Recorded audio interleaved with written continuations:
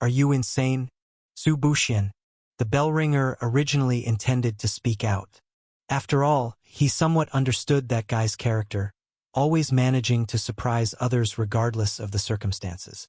However, the next moment, the bell ringer froze, because the starfire before countless adventurers, infused with various spiritual energy, suddenly shot up into the sky. Massive starfire tightly aligned with the protection shield. It's not. You really believed the ads. That young friend and the master of the present world have an extremely close connection. Perhaps the real key is with him. Another priest's eyes gazed at the sky dome. Looking at the sky dome, what rushed up wasn't actually light, but countless starlights scattered around, blessed by the spiritual energy of countless lives. Rushed the sky dome, carrying massive amounts of starfire, nearly 1 trillion blossoms, immensely magnificent, vast, almost turned into a cylinder-like sun, and the momentum going up is terrifying, not even stopping upon touching the abyss black tide. And this was Su Qi's objective. Starfire is a good thing. It is undying, eternally lasting. Even with any strength cannot be annihilated. This is the most important point. Only the sole drawback is everything needs to be produced with Su Qi as the center. Production is easy to say, but transporting is troublesome. Spreading along the way is too slow. Efficiency is extremely low. And using strength to push the starfire out, it stops only when it hits something. But this too has too much uncertainty, taking too long. Therefore, Su Qi, together with Xiao Meng, developed the starfire seeds. He wants to turn the second battlefield into a lighthouse, to guide other dimensions. Of course, to scatter starfire into the sea of old days requires massive spiritual energy propulsion. It is extremely enormous, as although starfire has no mass, the erupting energy determines how fast and how far it can go, and whether it can break through the gravitational influence of the abyss vortex. And Su Qi borrowed the strength of countless ordinary adventurers. Those holographic messages naturally cannot have such a great influence. The most important thing was still his own spiritual eyes. After mastering the other half of the strength, although Su Qi still could not endure it, he could wield power. He himself could also cause an unbearable spiritual impact, just in reverse, adding some angelic holy light turned into chicken soup. But the effect was also significant. At this moment, boom! Countless starfire turned into a continuously flowing cylinder rushing into the endless abyssal shadow of deep space. Like brilliant stars, utterly unstoppable, turning into dazzling beams of light, continuously rushing into deep space. The shadow of the abyss enveloping everything, as if trying to devour all the light. However, the brilliance of starfire is undying. Like the dawn breaking, smashing through layer after layer of darkness, directly reaching the unspeakable sea of old days. As starfire ascends, the surrounding air seems ignited, as if under the convergence of spiritual energy, producing astonishing thermal energy, with starfire as the energy-carrying material being the top-grade material, not afraid of any loss, totally capable of transporting and carrying information, energy, etc., without any loss. At this moment, the darkness within the abyssal shadow was illuminated by these starfire. The overturning sea of old days showed its current face. The entire sea of old days hung inverted within it, that terrifying abyss vortex turning the vast, majestic sea of old days into a storm. The figure of the evil god was even illuminated, but it did not stop anything, its eyes deep and terrifying watching the starfire, brushing past from the side, directly rushing into the sea of old days, charging into the abyss vortex. It stretched out its hand, lightly grasped. But something seemed to restrict it. This grasp only collected scattered tens of thousands of starfire. It gazed at the starfire. The terrifying pollution power descended suddenly, attacking these inconspicuous particles of light in an annihilating form.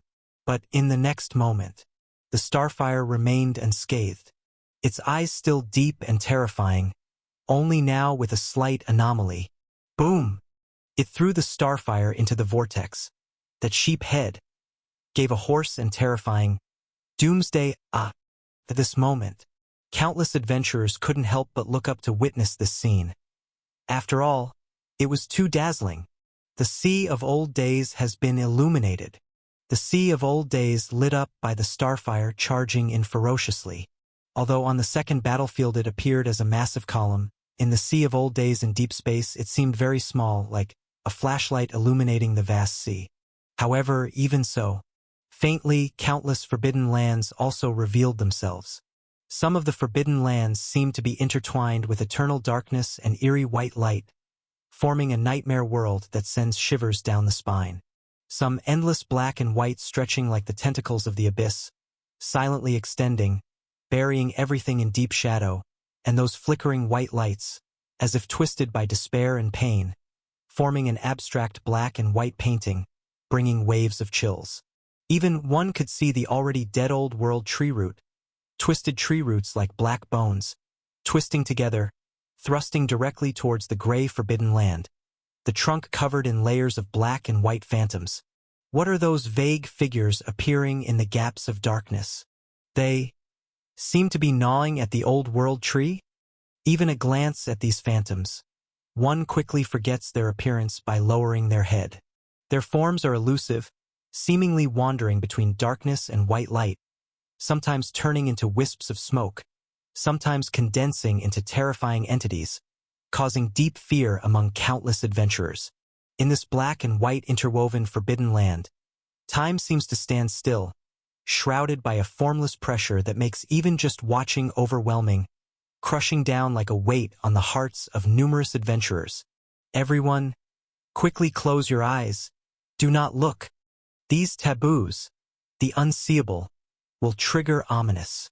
The bellringer was about to speak, but then paused, because all the ominous were chasing after the starfire.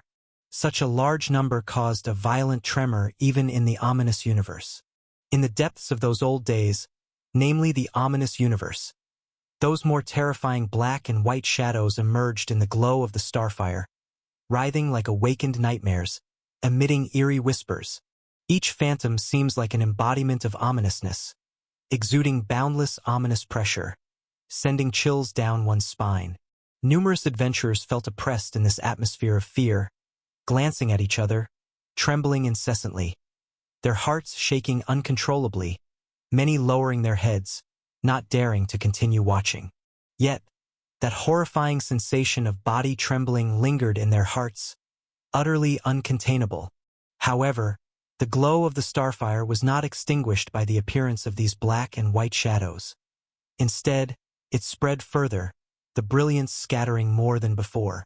And this was exactly Su Chi's goal, for Starfire's effect in the present world was far less significant than in the old days, attracting the attention of the ominous, making it much more convenient for himself, also drawing the dimension's attention towards the fire.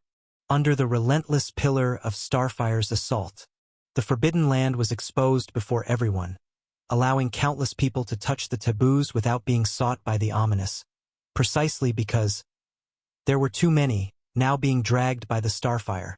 Well, this is the opening fireworks of the hustlers. Su Chi's figure slowly appeared in the god's palace. He was not in his true form, just a projection of spiritual energy. Quite impressive, the priests of the god's palace had to admit. However, the bellringer looked around at this moment. Countless abyss monsters, demons, and the divine king were already emerging from the shadows, having moved together with the three main gods, an endless stream of abyss power rolling in, this magnitude, this terrifying power. Even the previous power of the god's palace was utterly defenseless against it. Su Buxian. The current situation is still unresolved. We still have no power to fight against the abyss. There is no retreat now. Everything is sealed off. The fate and future of the present world are coming to an end. You all. Su Chi shook his head. I already said, you need to watch the ad for 30 seconds to get the reward.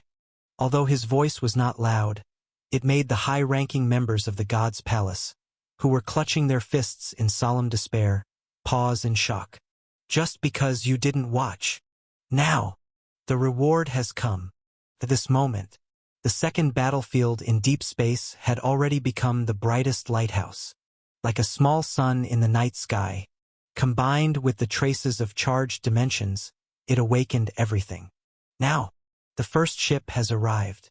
A massive world ship from the sea of old days, burst through the old days with a thunderous roar.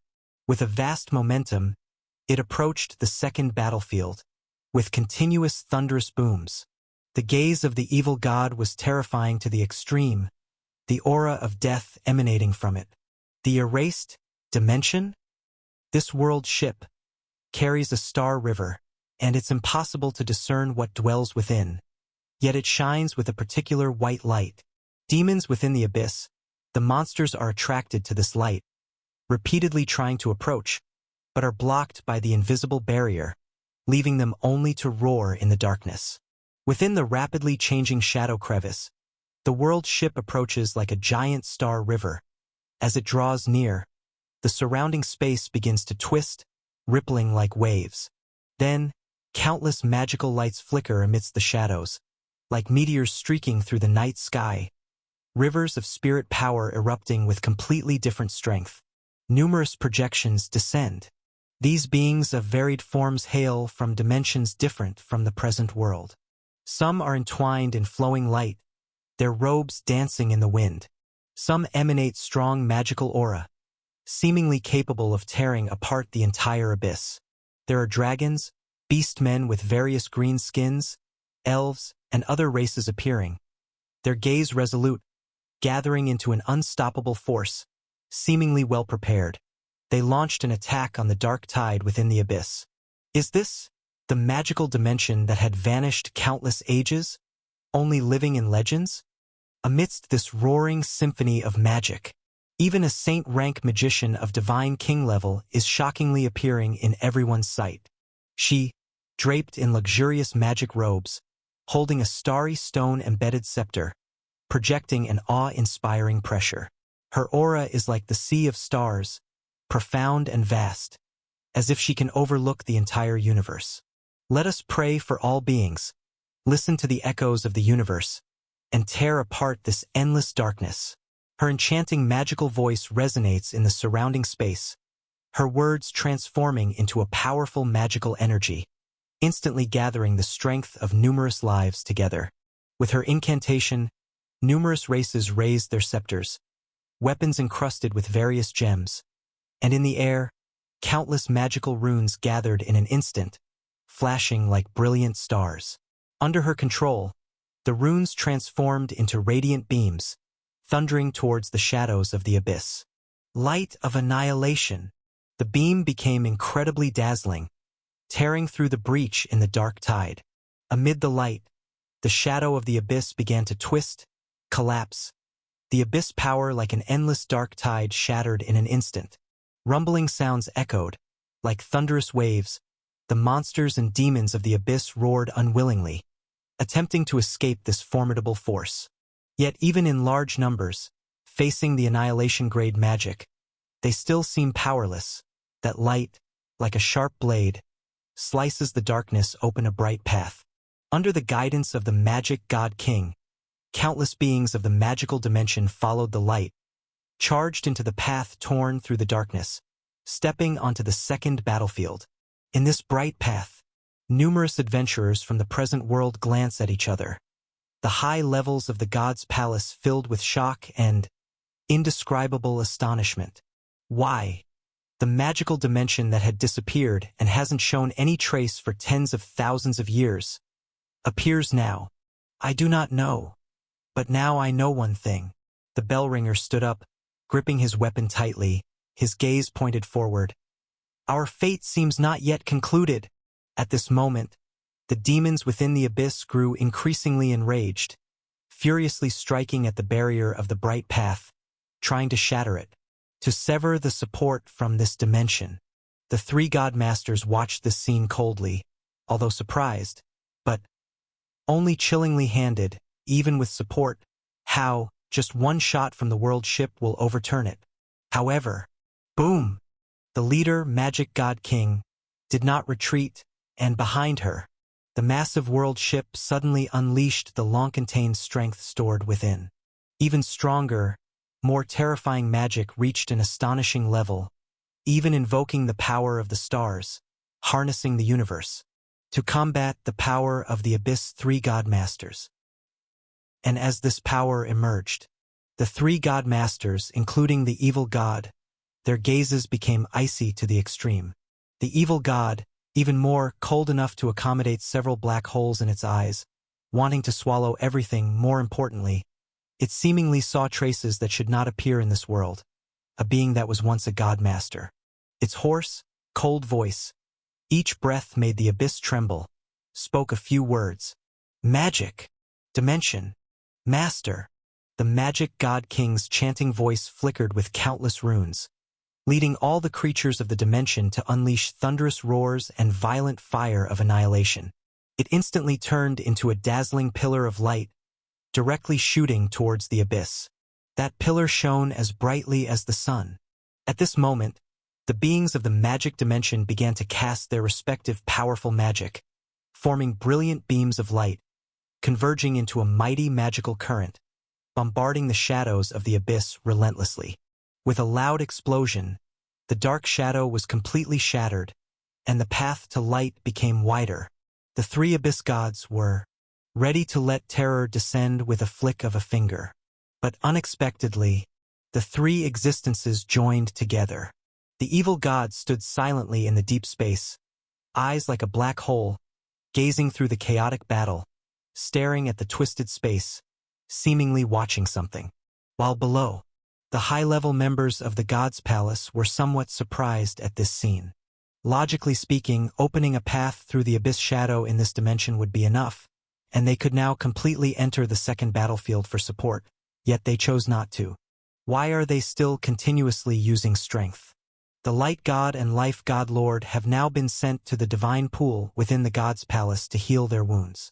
But obviously, the power of the divine pool is not enough to heal them. It can only slightly lessen the erosion of the abyss's dark energy.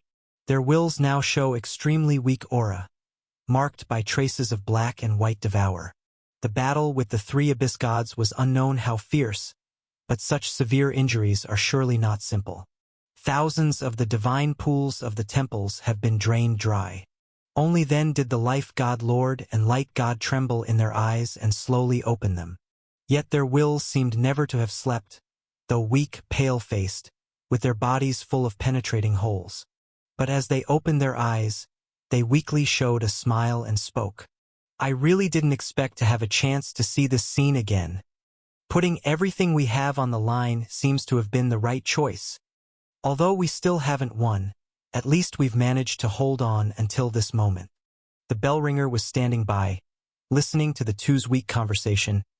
I'm sorry, esteemed elders, I don't understand. The light god's song slowly rose, the holy light gushing from his broken wounds, filling the divine pool with a large amount of blood, seeing the tense expressions of the temple priests around. Yet the light god just slightly raised his hand, indicating it was not an issue. He gently spoke, his voice hoarse yet strangely reassuring. The last stand once involved only 3 dimensions, including the present world, in the fight against the abyss. And now I can feel it already. It's back, all back. The light from the world ship grew ever brighter, illuminating every corner. As the shadow of the abyss was gradually collapsing at this moment, the magic creatures used their strength to open a road to a new world.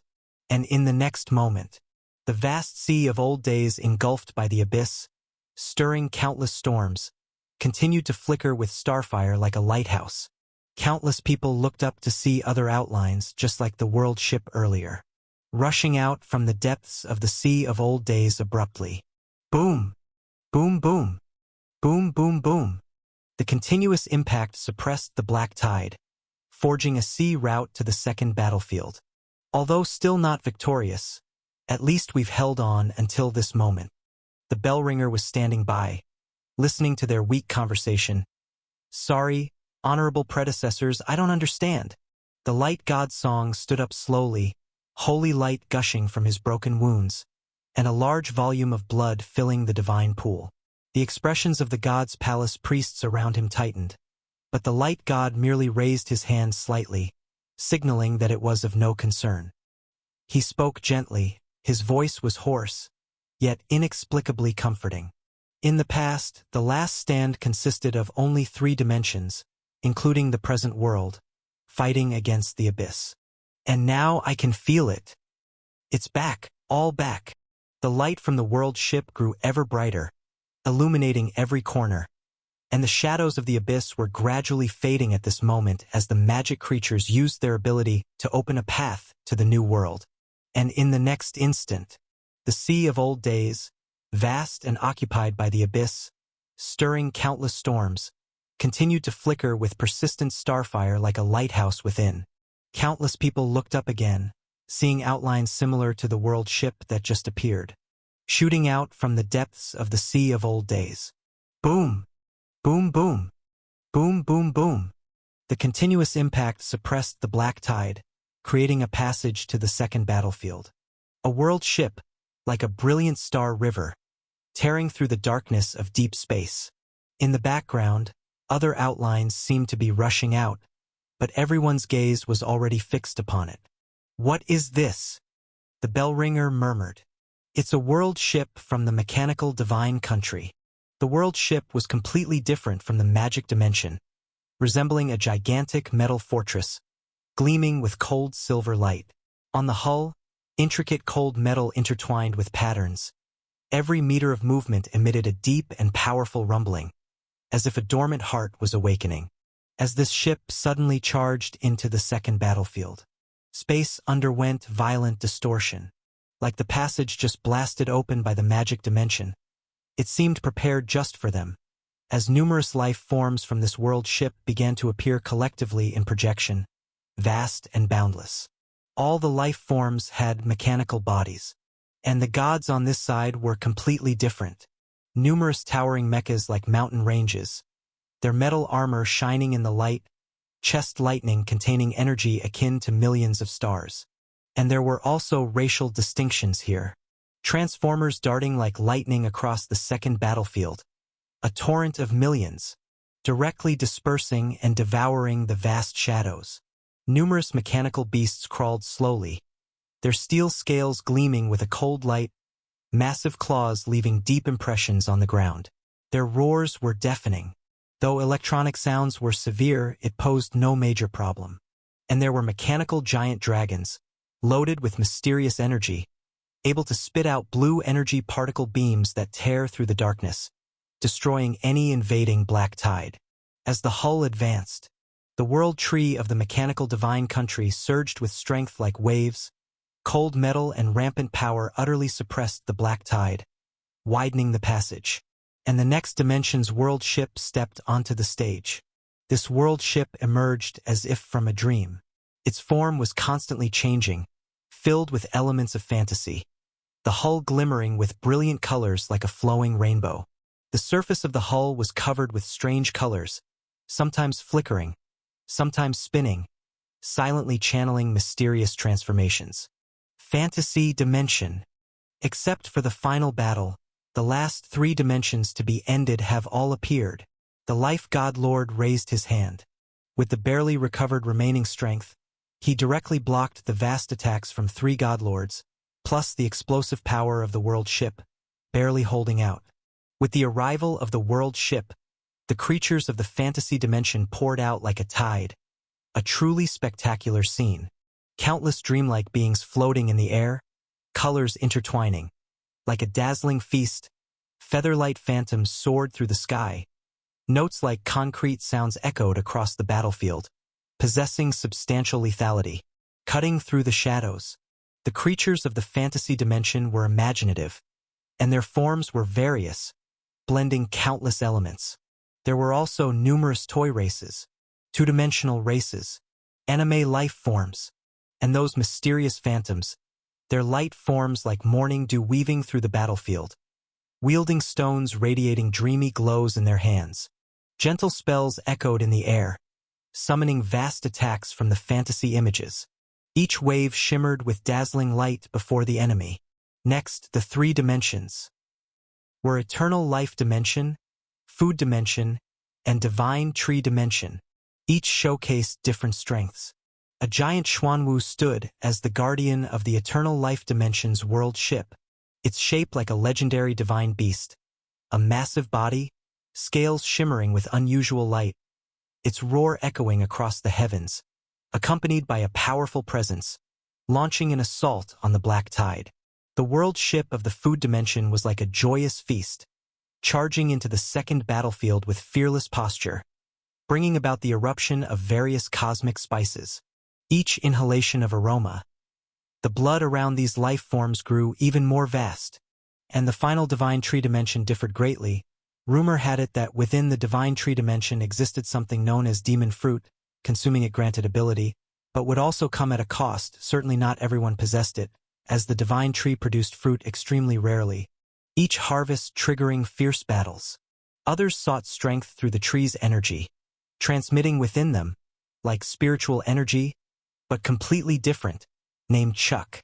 In summary, with their arrival, the battlefield was filled with varied wondrous powers. Under such an onslaught, the black tide gradually shattered to the side. The cries of these beings echoed in every corner. 5 world ships marched alongside each other among the stars, grandly advancing towards the second battlefield.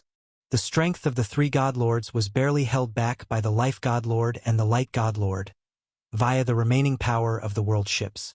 Sigh, though a few more haven't arrived, at least they've come. Su Chi looked on at the scene, feeling no surprise. After all, the source of the world ship's power was the energy he charged into the dimension traces. And to drive such a world ship, like a star river, breaking through the vast sea of old days, searching for this lighthouse, naturally consumed an immense amount of energy. Now being able to have residual power to support the 2 godlords was thanks to Su Chi's energy collection and the accelerated progress of the lighthouse. Su Chi snapped his fingers lightly. The brilliance of the Hustler Palace, bringing a flood of starfire, appeared in the center of the battlefield.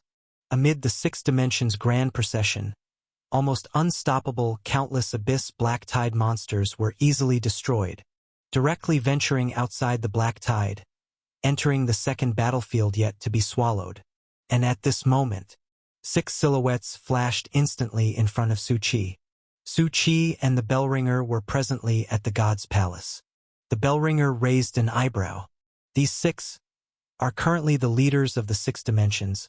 Although they possess divine king strength, they aren't truly the Dimension Master. However, appearing here represents Dimension Authority. The Life God Lord and the Light God Lord were busy delaying, too preoccupied to bother with this place. Leaving only a statement, the rest was up to them.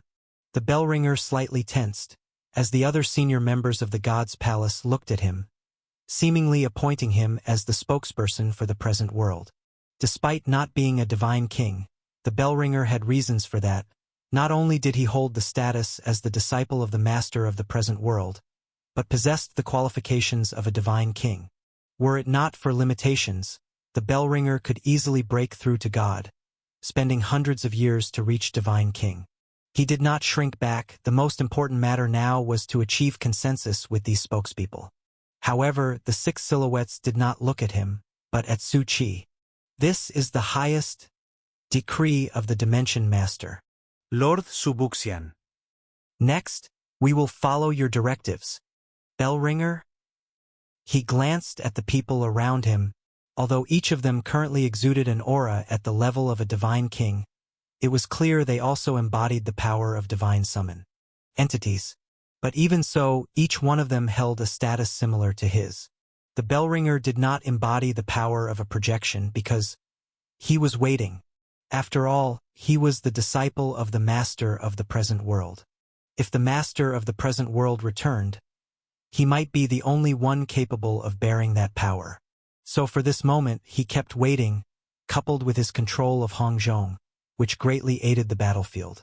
He had never assumed any power.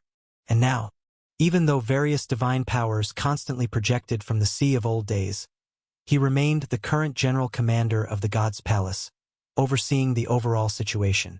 The Light God and Life God Lord also left instructions to gather the forces of the God's Palace and to fight jointly with the 6 dimensions aboard the world ship. But in fact, things seemed different. The Bellringer stared blankly at Su Chi. Su Chi winked at him, Even the god's palace needs to follow orders?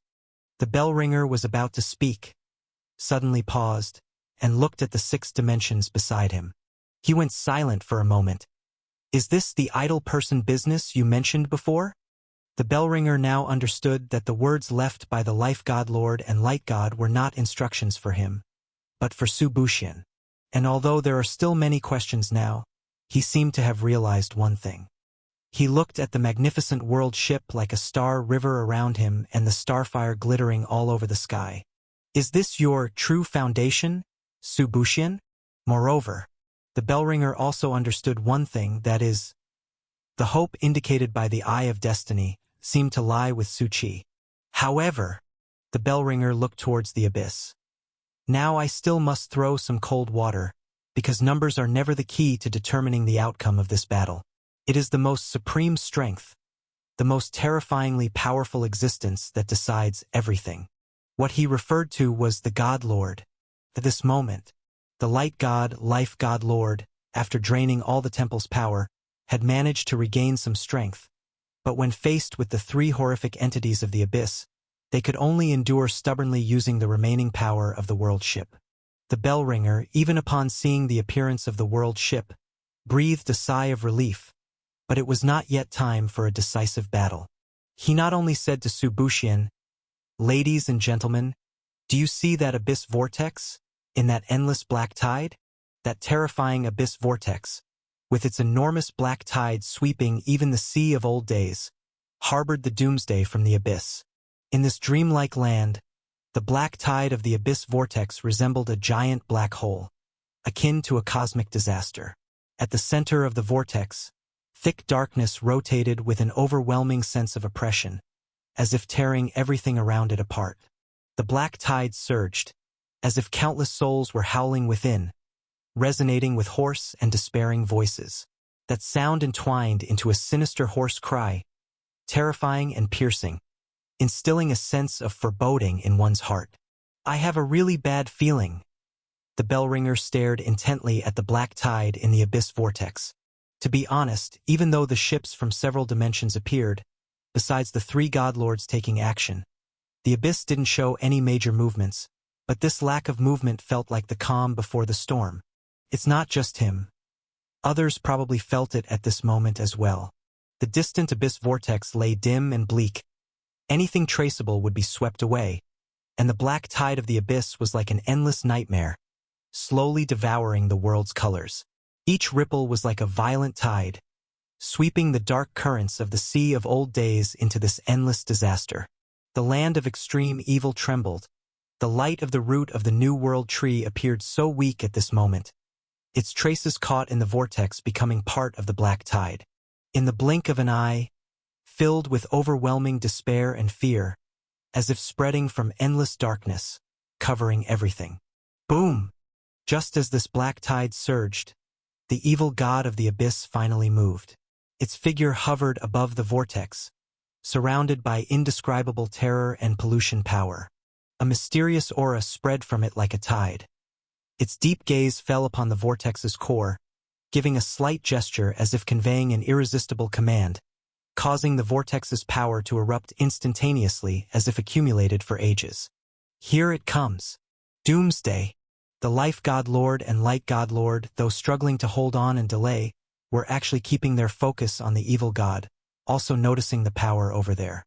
Doomsday, which can only exist by plundering the traces, will reappear once the traces are devoured. That doomsday power surged like a tide. The monster horde of the abyss moved along with it, emitting deafening roars, as if in response. Most importantly, countless believers, the Venerable's totems soared up at this moment, forming a heart-shaking, terrifying scene. Those runes shimmered with strange light, as if chanting dark spells, reflecting the black tide.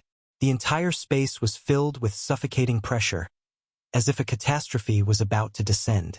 At this moment, the black tide merged with the monster horde, forming an unviewable scene. The abyss's power seemed to finally reveal its true fangs. Boom, boom, boom. Su Qi watched this scene without surprise. When he saw the black and white bear earlier, he already knew some information. Within the old days, it was like a giant prison, and even if traces were completely erased, they wouldn't disappear but rather be stored somewhere or be devoured. Subsequent experiences also confirmed his suspicion. "Well, everyone, let's start preparing for the battle," Su Qi said softly. "Wait!" The bell ringer looked up at the sky dome. "What about the gods' battle?" Su Qi shrugged. "Those two haven't lost yet. Let's talk after they do." Bell ringer. "You have the key to open the holy artifact fragment, and you should be able to reflect the traces of the vanished master of reality, urging the projection of that despicable person in the middle, perhaps allowing the master of the present world." "Unfortunately, I can't do that," Su Qi replied softly. "Why?" "Because it's untraceable," Su Qi spoke. "Just like what the Abyss is doing at this moment, the evil god has invested many traces, filling the Doomsday Summon and expanding the Abyss's power, not only through various monstrous tides but also, the power or projections of the Doomsday God seem to be slowly reviving using various devoured traces." The bell ringer looked astonished. The three Abyss gods are already extremely terrifying, and there are more Doomsday gods about to descend? Roar! As the roar of the Abyss vortex grew louder, the power of the black tide seemed endless, merging with the monstrous tide to form an unprecedentedly grand scene. The monsters surged like waves, forming an indescribable black ocean, each one the embodiment of the Abyss, carrying endless terror and despair. Those black and white demons had enormous and ferocious bodies, as if they crawled out from hell, with merciless murderous intent in their eyes, making all life shiver uncontrollably.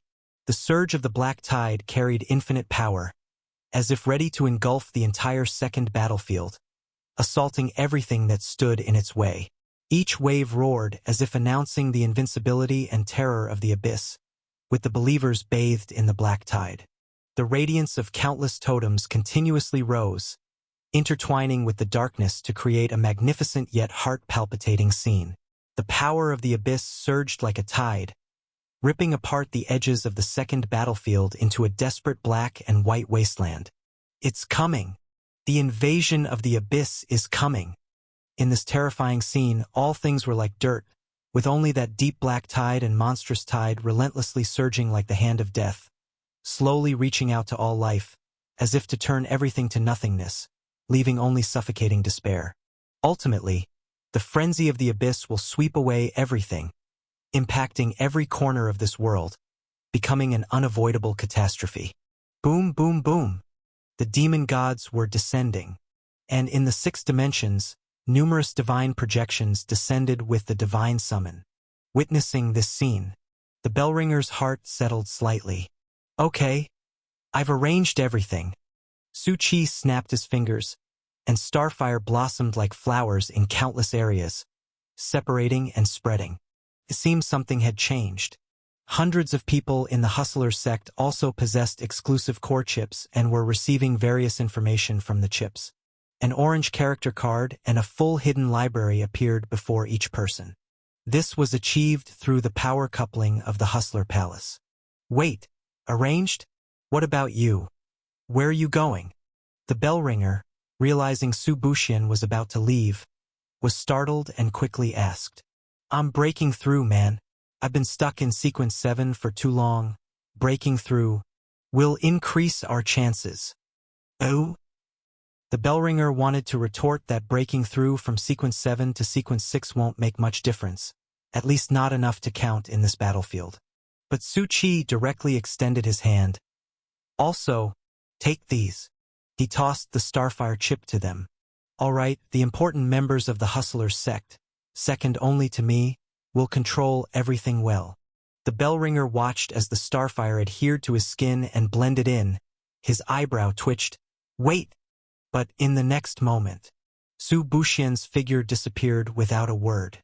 "Damn you!" The bell ringer's veins throbbed. Again? Does he really need to break through from Sequence 7 to Sequence 6 at such a crucial time? At this moment, although Su Qi was fixed at the World Round Table, he had his eyes tightly closed. Old Huang and the Pigeon God were looking at the empty seat on the round table, ready to welcome the next guest, preparing to serve tea and water. Beside them was a holographic projection that seemed ready to give them instructions at any time. The lower battlefield has also begun. Both sides of the battle had already started, and with the addition of the 6 dimensions, the pigeon god naturally was also paying attention, only that now was not the time for it to act. Su Buxian's breakthrough. Old Huang looked at Su Qi. Can it really bring any change? Although they were shocked to numbness by it all, there was still some doubt. No matter what they thought, Su Qi was already seated on the sequence path. Behind him were 4 sequence paths bound and fused into a single path. In front of him were 4 sequence paths spreading beneath his feet, but massive iron gates collectively blocked the way forward on the 4 sequence paths. This was why each added sequence consumed increasingly vast energy.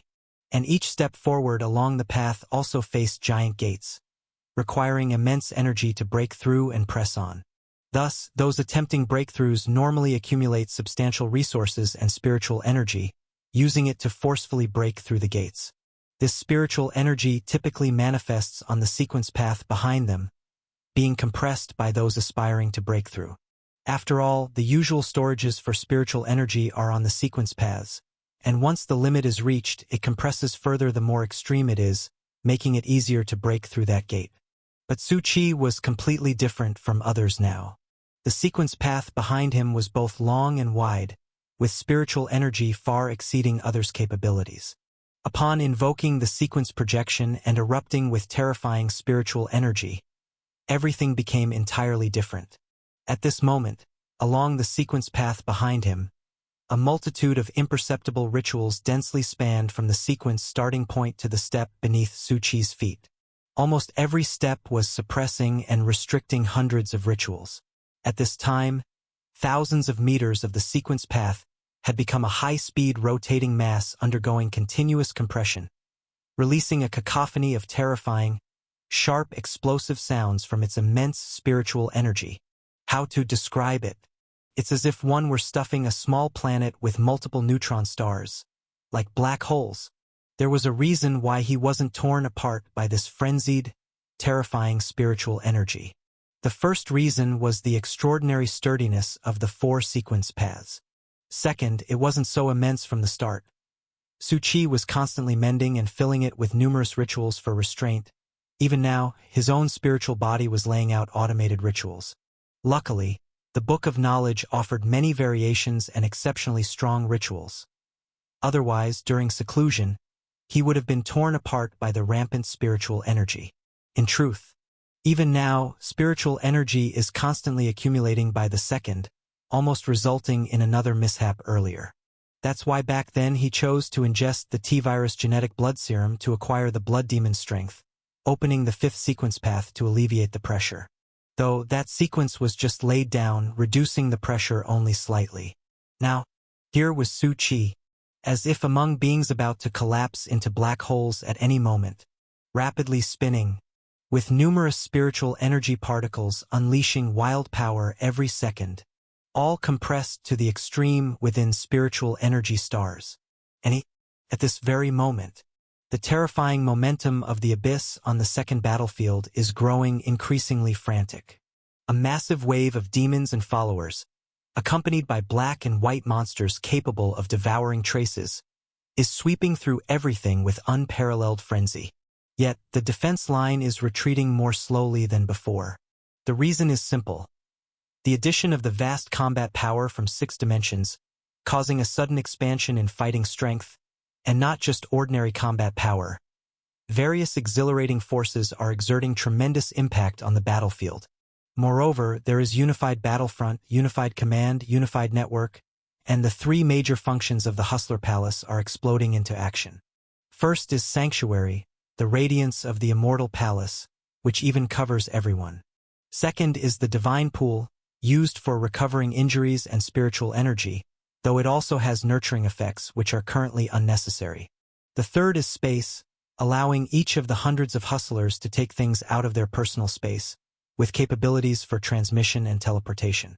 However, the current number is limited, as the spatial ability is insufficient to accommodate more than the current members without a massive amount of points. Of course, a massive amount of points has been accumulated, but there is no need to use them for this yet. Xiao Meng, as the second authority, is readying to further elevate the Hustler Palace. Here, apart from the various temples within the God's Palace, the grades of all palaces present are low quality and can only provide sanctuary, with a full 100% point consumption. After elevation, they can reach ordinary grade, not only expanding coverage but also reducing point consumption for sanctuary to 70%. Upon reaching perfect grade, the three major functions mentioned above become available, and most importantly, coverage capability and stability improve, with richer ways to acquire points. Though consumption increases, so does output. More importantly, Su Qi has merged it with Starfire. The spatial transfer function allows Starfire to bloom everywhere. Subsequently, it can utilize hundreds of billions of points to create shrines. Creating shrines allows establishing Hustler branches at any distance and in any location. They can connect with headquarters and have a spatial transfer function. Of course, to reach this step, the quality must be elevated to perfect, and hundreds of billions is a vast number. Currently, elevation is 50 billion points short, which must be earned by slaying these monsters. And don't forget, though production is vast with so many people, consumption is equally massive when considering sanctuary and recovery of injuries. Thus, the previous chaotic fighting style is inadequate. Now, with various aides and Xiao Meng overseeing the overall situation, combat can't be said to be smooth. After all, the abyssal power is extremely strong and terrifying, but at least the defense line has stabilized. Boom! Boom! Boom! At this very moment, the terrifying tide of the abyss collides violently with the defense line under the protection and leadership of the Hustler Palace. The tide, like a black flood, devours everything that blocks it, whispers echoing in the air, seemingly a call from the deepest, lightless abyss. The sound sends chills down the spine, exuding a powerful sense of oppression. Kill! The venerables, cloaked in pitch-black robes with hideous faces, furiously attacked the life forms from the 6 dimensions, while the monster tide clashed violently with numerous adventurers. The life forms of the dimensions, seeming to have borne countless years of restraint, roared like thunderous anger. With the rolling of the monster tide, they formed an unstoppable force. The destruction of the past. Now is finally the time for revenge. Kill! Kill! The darkness keeps expanding, as if it intends to swallow all light and hope. The battle is extremely fierce, though mixed with terrifying whispers from the abyss and twisted illusions. These are the bizarre phenomena caused by the doomsday that devoured countless traces in the old days. However, the many strong-willed defenders are not twisted by fear. Their weapons gleaming with faint light, they roar and fend off the tidal wave-like assault. Endless abyss monsters surge from all directions, tearing into the defense line recklessly. Yet countless people stand firm, as blood splatters across the starfire-laden ground like fierce rain on this desperate battlefield. Rumble! The space all around seems to twist from the immense power, cold and gloomy. Among those monsters, some are entirely different from the surrounding ones, taking various forms. Some resemble twisted humanoid figures with indistinct facial features, only a pair of blazing red eyes shining like lighthouses in the dark, instilling fear. Others are malformed creatures covered in tentacles, flailing aimlessly in the air as if trying to capture those trembling lives. There are also gigantic, strange forms emitting eerie, low-pitched cries. These various form monsters share one trait in common. They are entirely black and white, devoid of any color. Where they pass, traces are devoured, and without sanctuary, it is impossible to fight them. These are creatures under the doomsday power.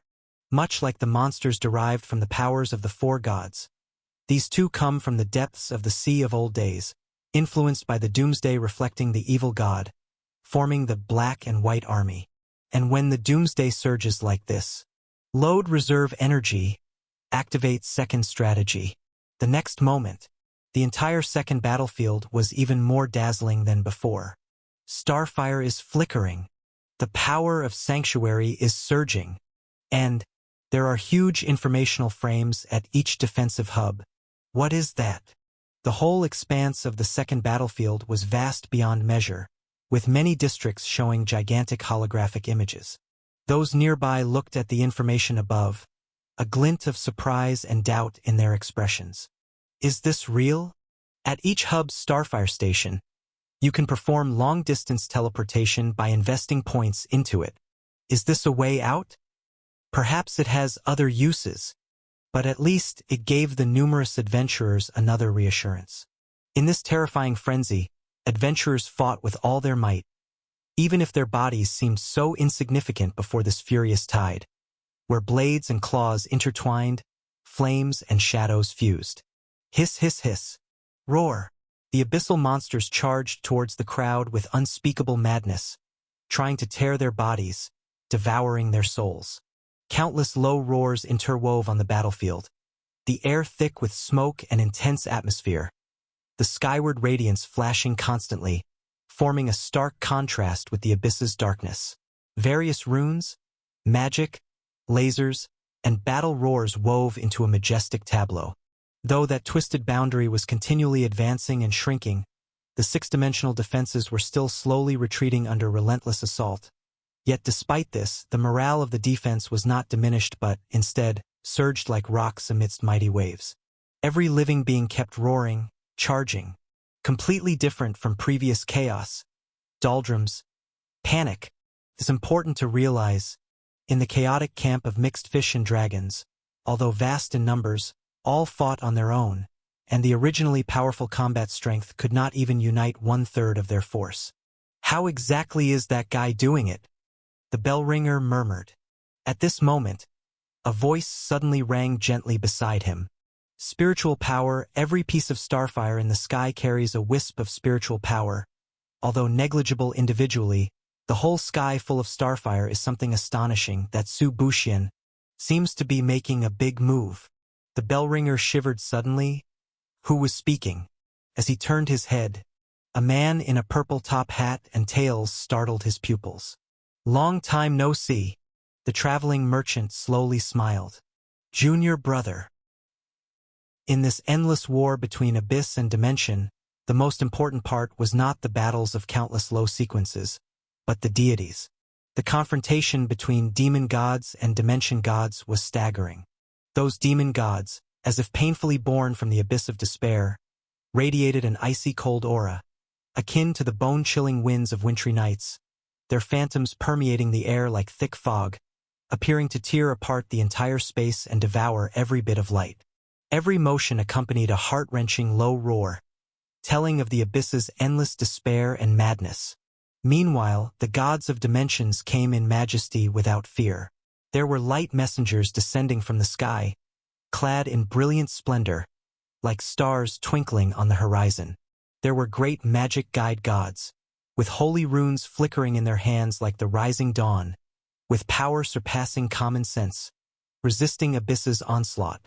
The might of fantasy gods surged like giant waves on rocks, various imaginative forces clashing with darkness in the sky, weaving a beautiful yet eerie scene, light and shadow intertwining like meteors streaking across a starry sky, leaving behind an endless afterglow.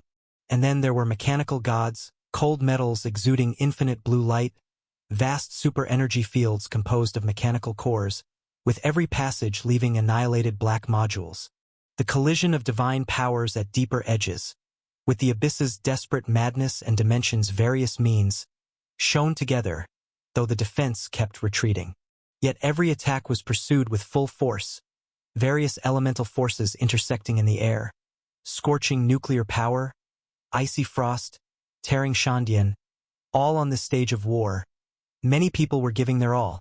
As the battle persisted, the tension in the air grew more pronounced, the abyss's aura like heavy mist seeping into every corner. At this moment, inevitably, all beings above demigod couldn't help but feel their hearts tremble. As if a shadow of despair began to linger in their hearts, the battle's clamor seemed to weaken at this moment, replaced by deep whispers, as if some power was controlling everything in secret. What's happening? Why is there a strong unease shrouding my heart? Just then, the edge of the abyss vortex, tens of eerie, black and white, terrifying eyes slowly opened, those eyes like black holes, dark and profound, devouring all surrounding light, their gaze as if staring from an endless abyss, exuding an indescribable sense of oppression, as if declaring an unfeeling judgment to the present world. Each pair of eyes flickered with a strange light, seemingly observing those ignorant adventurers, harboring ominous taboos. If Su Qi were to see this scene, he would certainly find it very familiar, because these were the eyes that conjured the terrifying ominousness before watching him. This is Doomsday, the presence awaited by the evil god. The traveling merchant softly spoke at this moment. As the 10 or more black and white eyes opened, the surrounding air became increasingly viscous, as if every breath was suppressed by an invisible hand, that infiltration of fear permeating directly to the nerves of every life. What is that? Why does it feel as terrifying as the gaze of the evil god's shadow? On many faces flashed a hint of unease, with the weapons in their hands feeling impossibly heavy, a great strength still flickering in the air. Yet the glow now seemed increasingly weak, as if suppressed by darkness. Ugh! On the edge of the battlefield, the black vortex slowly expanded, tearing through the once serene sky, forming terrifying cracks. Those eyes watched in all directions, as if breathing in everything from the present world, capturing every slightest movement. That feeling akin to drowning for countless years, seemingly greedy to inhale all the air away. Yet, for these doomsdays, what they wished to inhale was not air, but all traces. Within this heavy atmosphere, faint, deep growls seemed to come from monsters lurking in the abyss, ready to welcome this carnival feast. It's troublesome. Those doomsdays have finally appeared, illuminated by the evil god. The light god and life god, in the midst of battle, had heavy expressions, realizing the severity of the situation.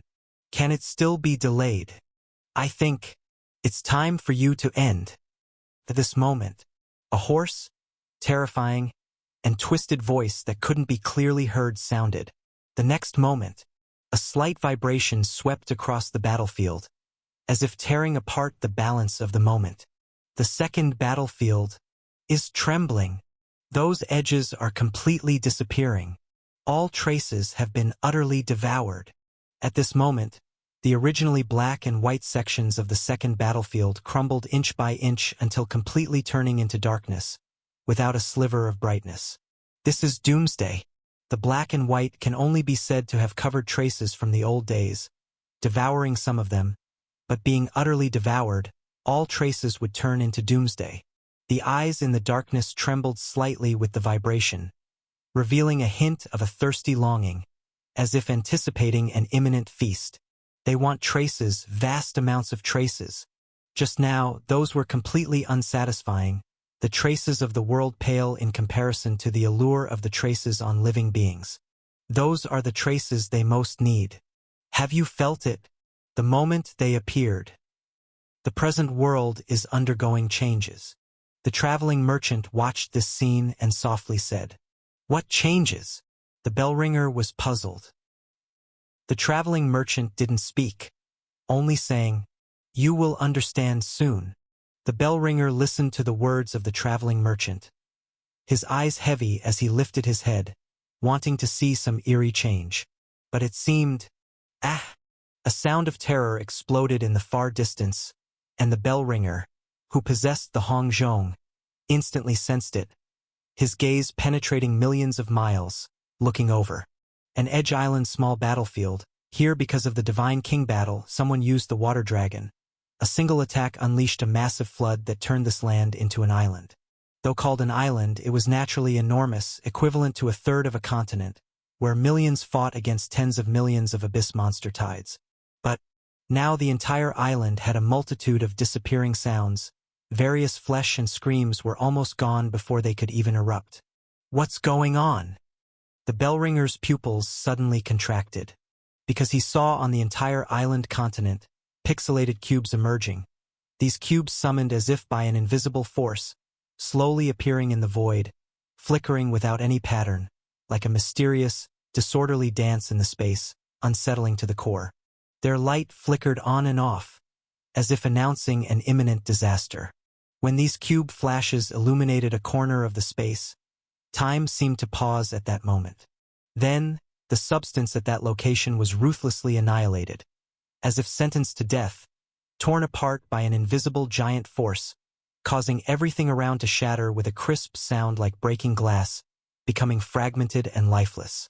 The entire scene was like a beautiful painting consumed by flames, turning to ashes in an instant, suffocating terror spreading through the air. What on earth is that? The bellringer had never seen such things.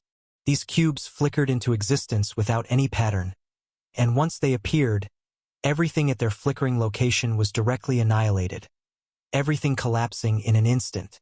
The traveling merchant looked on calmly. That is the error brought by Doomsday.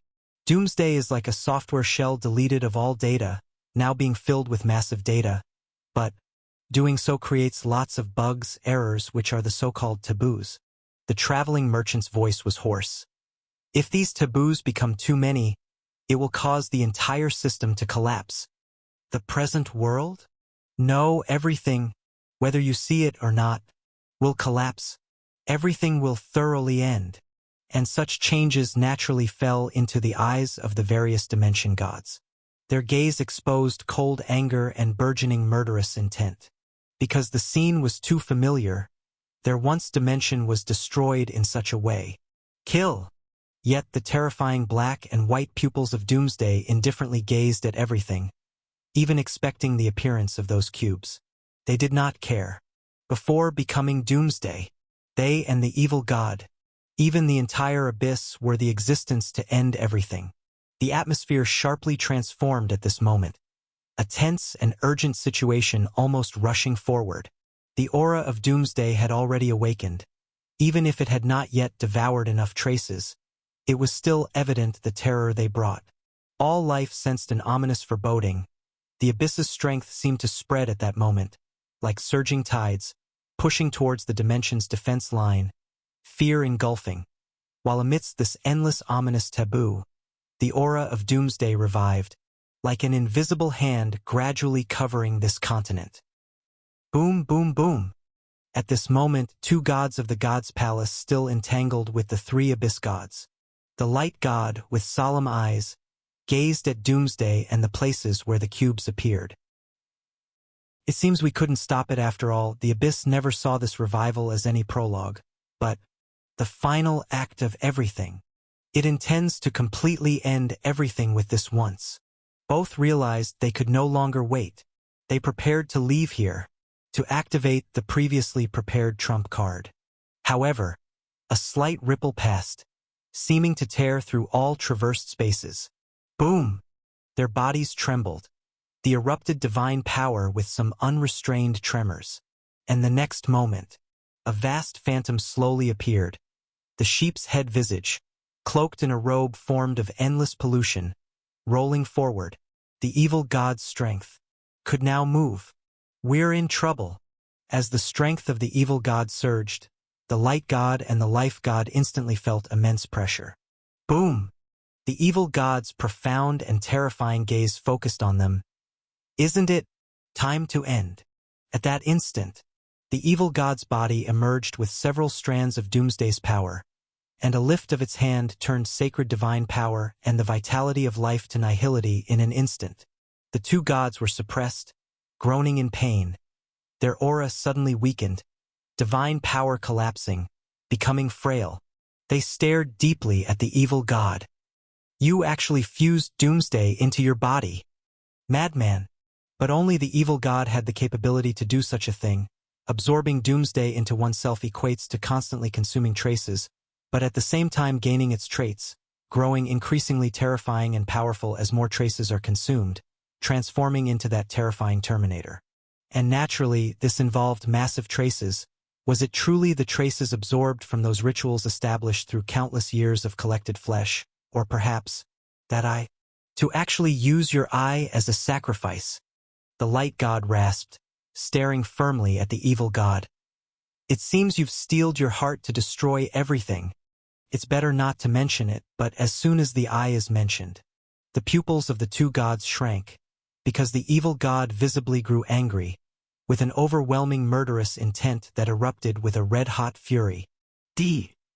A single word of death with a terrifying attack caused the surrounding space to nearly collapse in an instant. It's coming, the most terrifying evil god, and the dreadful doomsday that appeared around its body. All life in the second battlefield trembled violently, followed by a chilling fear, as the quivering air seemed to herald impending destruction.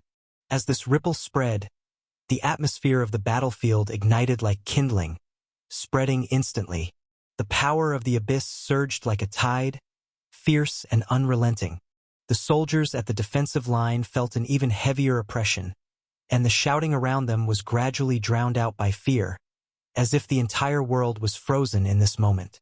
And the terrifying shockwaves of the evil god spread from that phantom, as if announcing the advent of the abyss, the doomsday of the world approaching them. We can't block it at all. Is the second battlefield going to collapse? The terrifying tremor seemed to shake the stars from the sky dome. Countless gods turned pale, as there was absolutely no resistance against the real master of the abyss, the evil god. But just at this moment, boom! The second battlefield suddenly rippled with an astonishing surge. The phantom formed by the fragments of the holy artifact at this moment burst out with a brilliant radiance. Like a kindled star, it spread suddenly.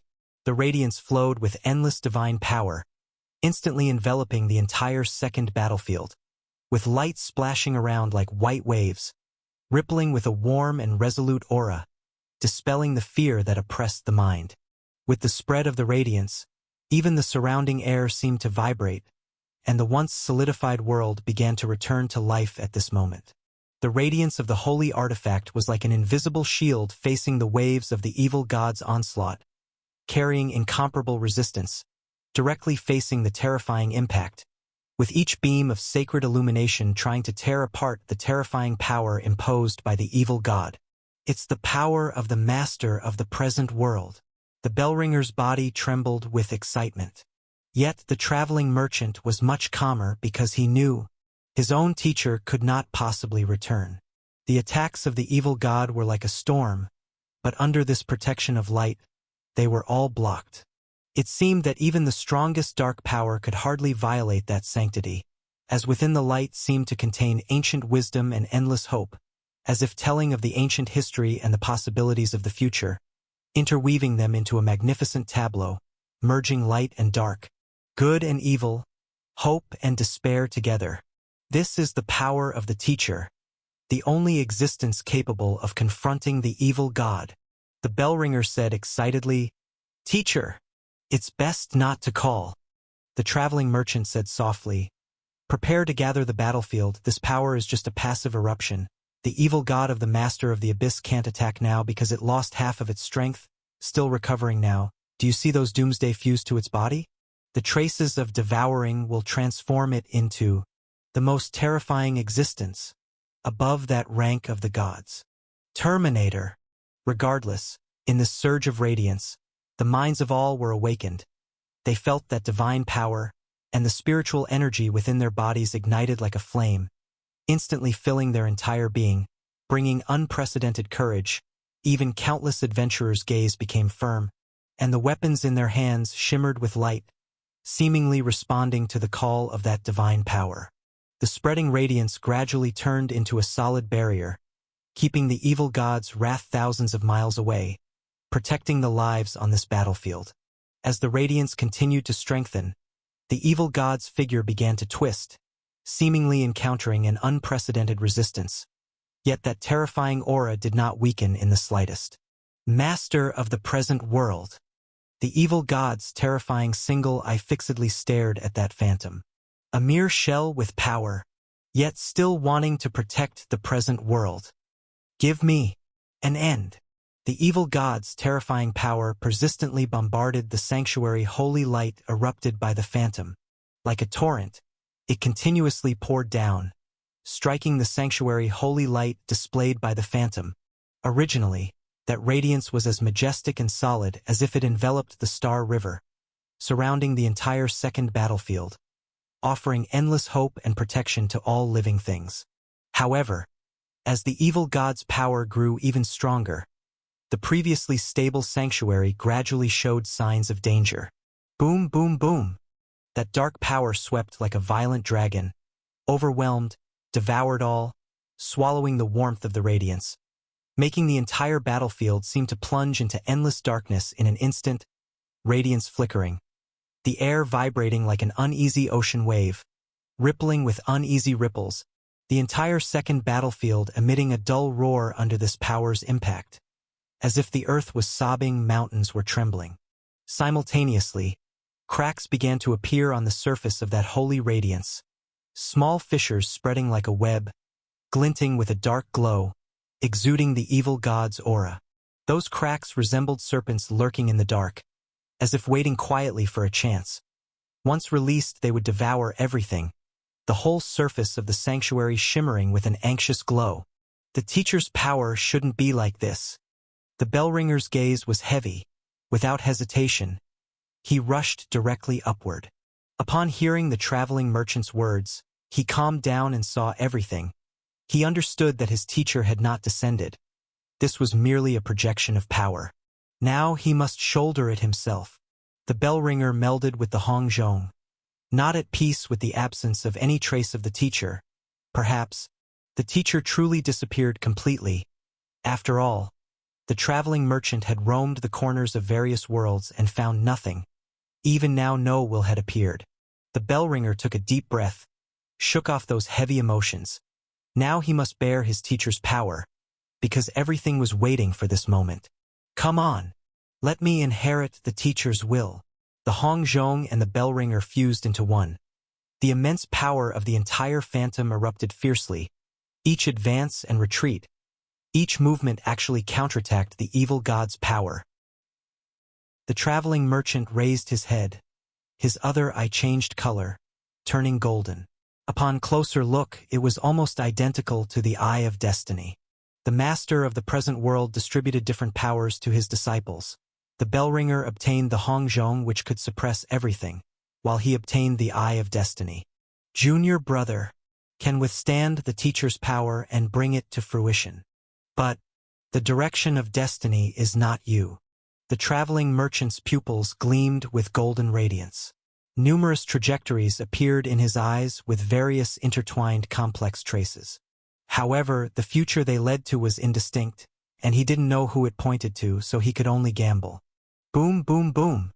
As the evil god's power gradually climbed to its peak, the tremors of the whole battlefield became more apparent, and the air around seemed to be tearing apart, with the bellringer's continuous roaring. With every collision, the Hongzhong on his body roared, erupting with tremorous sounds. It even caused the dark tides to ripple. No doubt that he was now the most suitable entity to bear the phantom's power on the scene. But this was also the limit of what he could endure and unleash. After all, the power of the master of the present world and the master of the abyss were both doomsday. Every minute and second he bore it, he could feel the marks on his body being constantly consumed and devoured. But Xiao Zhongren didn't care, because now he must seize this momentum, using the power he could exert from his teacher to defeat the evil god. After all, for some reason the evil god was now much weaker than it used to be on the battlefield. It seemed to have lost something. However, those doomsdays integrated into its body, if continued, may turn into unimaginable disaster. At this moment, the gods of the dimension and countless lives are still fiercely battling against the abyss, with the vast waves of battle spreading to every corner of the battlefield. Their fight only continues with advances and retreats, unable to determine any outcome in a short time, because everyone knows that the true decision of victory or defeat lies outside the second battlefield, between the evil god and the bellringer, who wields the power of a phantom. Moreover, there are still 3 Abyss God Masters, also huge threats, but at this moment, they are held back by the traveling merchant. He is not just a messenger, as he controls the power of destiny, which is turning like a nirvana, combined with the Eye of Destiny that the master of the present world left in the god's palace. An enormous destiny domain has suddenly dragged in the 3 God Masters, with numerous divine artifacts exerting powerful strength, and another radiant light similar to a holy artifact's phantom merging in. This is the foundation the traveling merchant himself prepared. It's a pity my sequence path broke in the last battle. No longer holding hope, Junior. I leave it in your hands now. The traveling merchant watches the collision of two gigantic figures. Boom, boom, boom. The evil god, carrying infinite pollution and mental aberrations, battles with the bell ringer amidst the surging black tide. The bell ringer is bathed in holy radiance, containing the powerful strength of his master, the master of the present world. The black tide of the abyss continuously surges, with the evil god, an unparalleled terrifying existence, emanating endless pollution and twisted mental aberrations in every move. Its form seems to merge with the darkness, mysterious and terrifying, inhaling and exhaling the horrific aura from doomsday with each breath, causing the entire world to tremble. Aberrations rage, all things wither, and surrounding lives appear trapped in inescapable despair. And in the center of this terrifying vortex, the bell ringer stands firm in the storm, his entire being glowing with holy radiance. His every movement is not inferior to the evil god, exhaling breath like light penetrating darkness, with his master's power, the Hong Zhong, appearing behind him. This is the power condensed by the master of the present world, clashing with the evil god fearlessly, seemingly igniting a spark of hope in this world of despair. But even though the radiance is resplendent, it still can't hide the increasingly heavy shadow within the bell ringer's heart. Holding on to power that isn't yours. So what? The evil god seems intensely murderous about such matters, a low deep space echo resounding, and following countless pollution powers morph into an immense aura of death, like the scythe of the Grim Reaper aimed straight at the bell ringer. This strike carries the power to tear space, with the black tide surging along, filled with an aura of despair. The bell ringer's heart shivers, swiftly mobilizing the spiritual energy within him, the radiance rapidly gathering to form a massive light shield, attempting to block this intangible attack. Bang! The loud bang is deafening. The light shield blocks it, and space fragments scatter wildly around. Nearby, a god is hit by the flying force, staggering back with a sweet, bloody taste rising in their throat, and blood seeping out. Countless hearts secretly throb. This power has surpassed the limit. Kill! We can drive back the abyss. Jiang Ji couldn't help but low growl as people stared in awe. Starfire spread his voice across the entire region. He holds an orange character card, capable of releasing immense strength with a gesture, able to battle even a demon god king face to face. And all of this was brought by their sect hierarch Su Buxian, truly leading everyone to this stage, the grandest stage. However, the Hustlers sect currently has fewer people, so everyone must be responsible for a continent and countless tasks. But it doesn't matter, as everyone's heart holds a certain belief. The Hustlers sect stakes its future here. Amidst the siege of the Black Tide, countless lives strive to wield their weapons. After maxing out their efforts, they fight with full spirit. The defense line remains stable. If the thunderous clashes in the Black Tide continue endlessly, until the result appears, no one knows if this is the breath of death or the dawn of victory. Boom! The bell ringer doesn't intend for a prolonged battle under a finite burst of strength.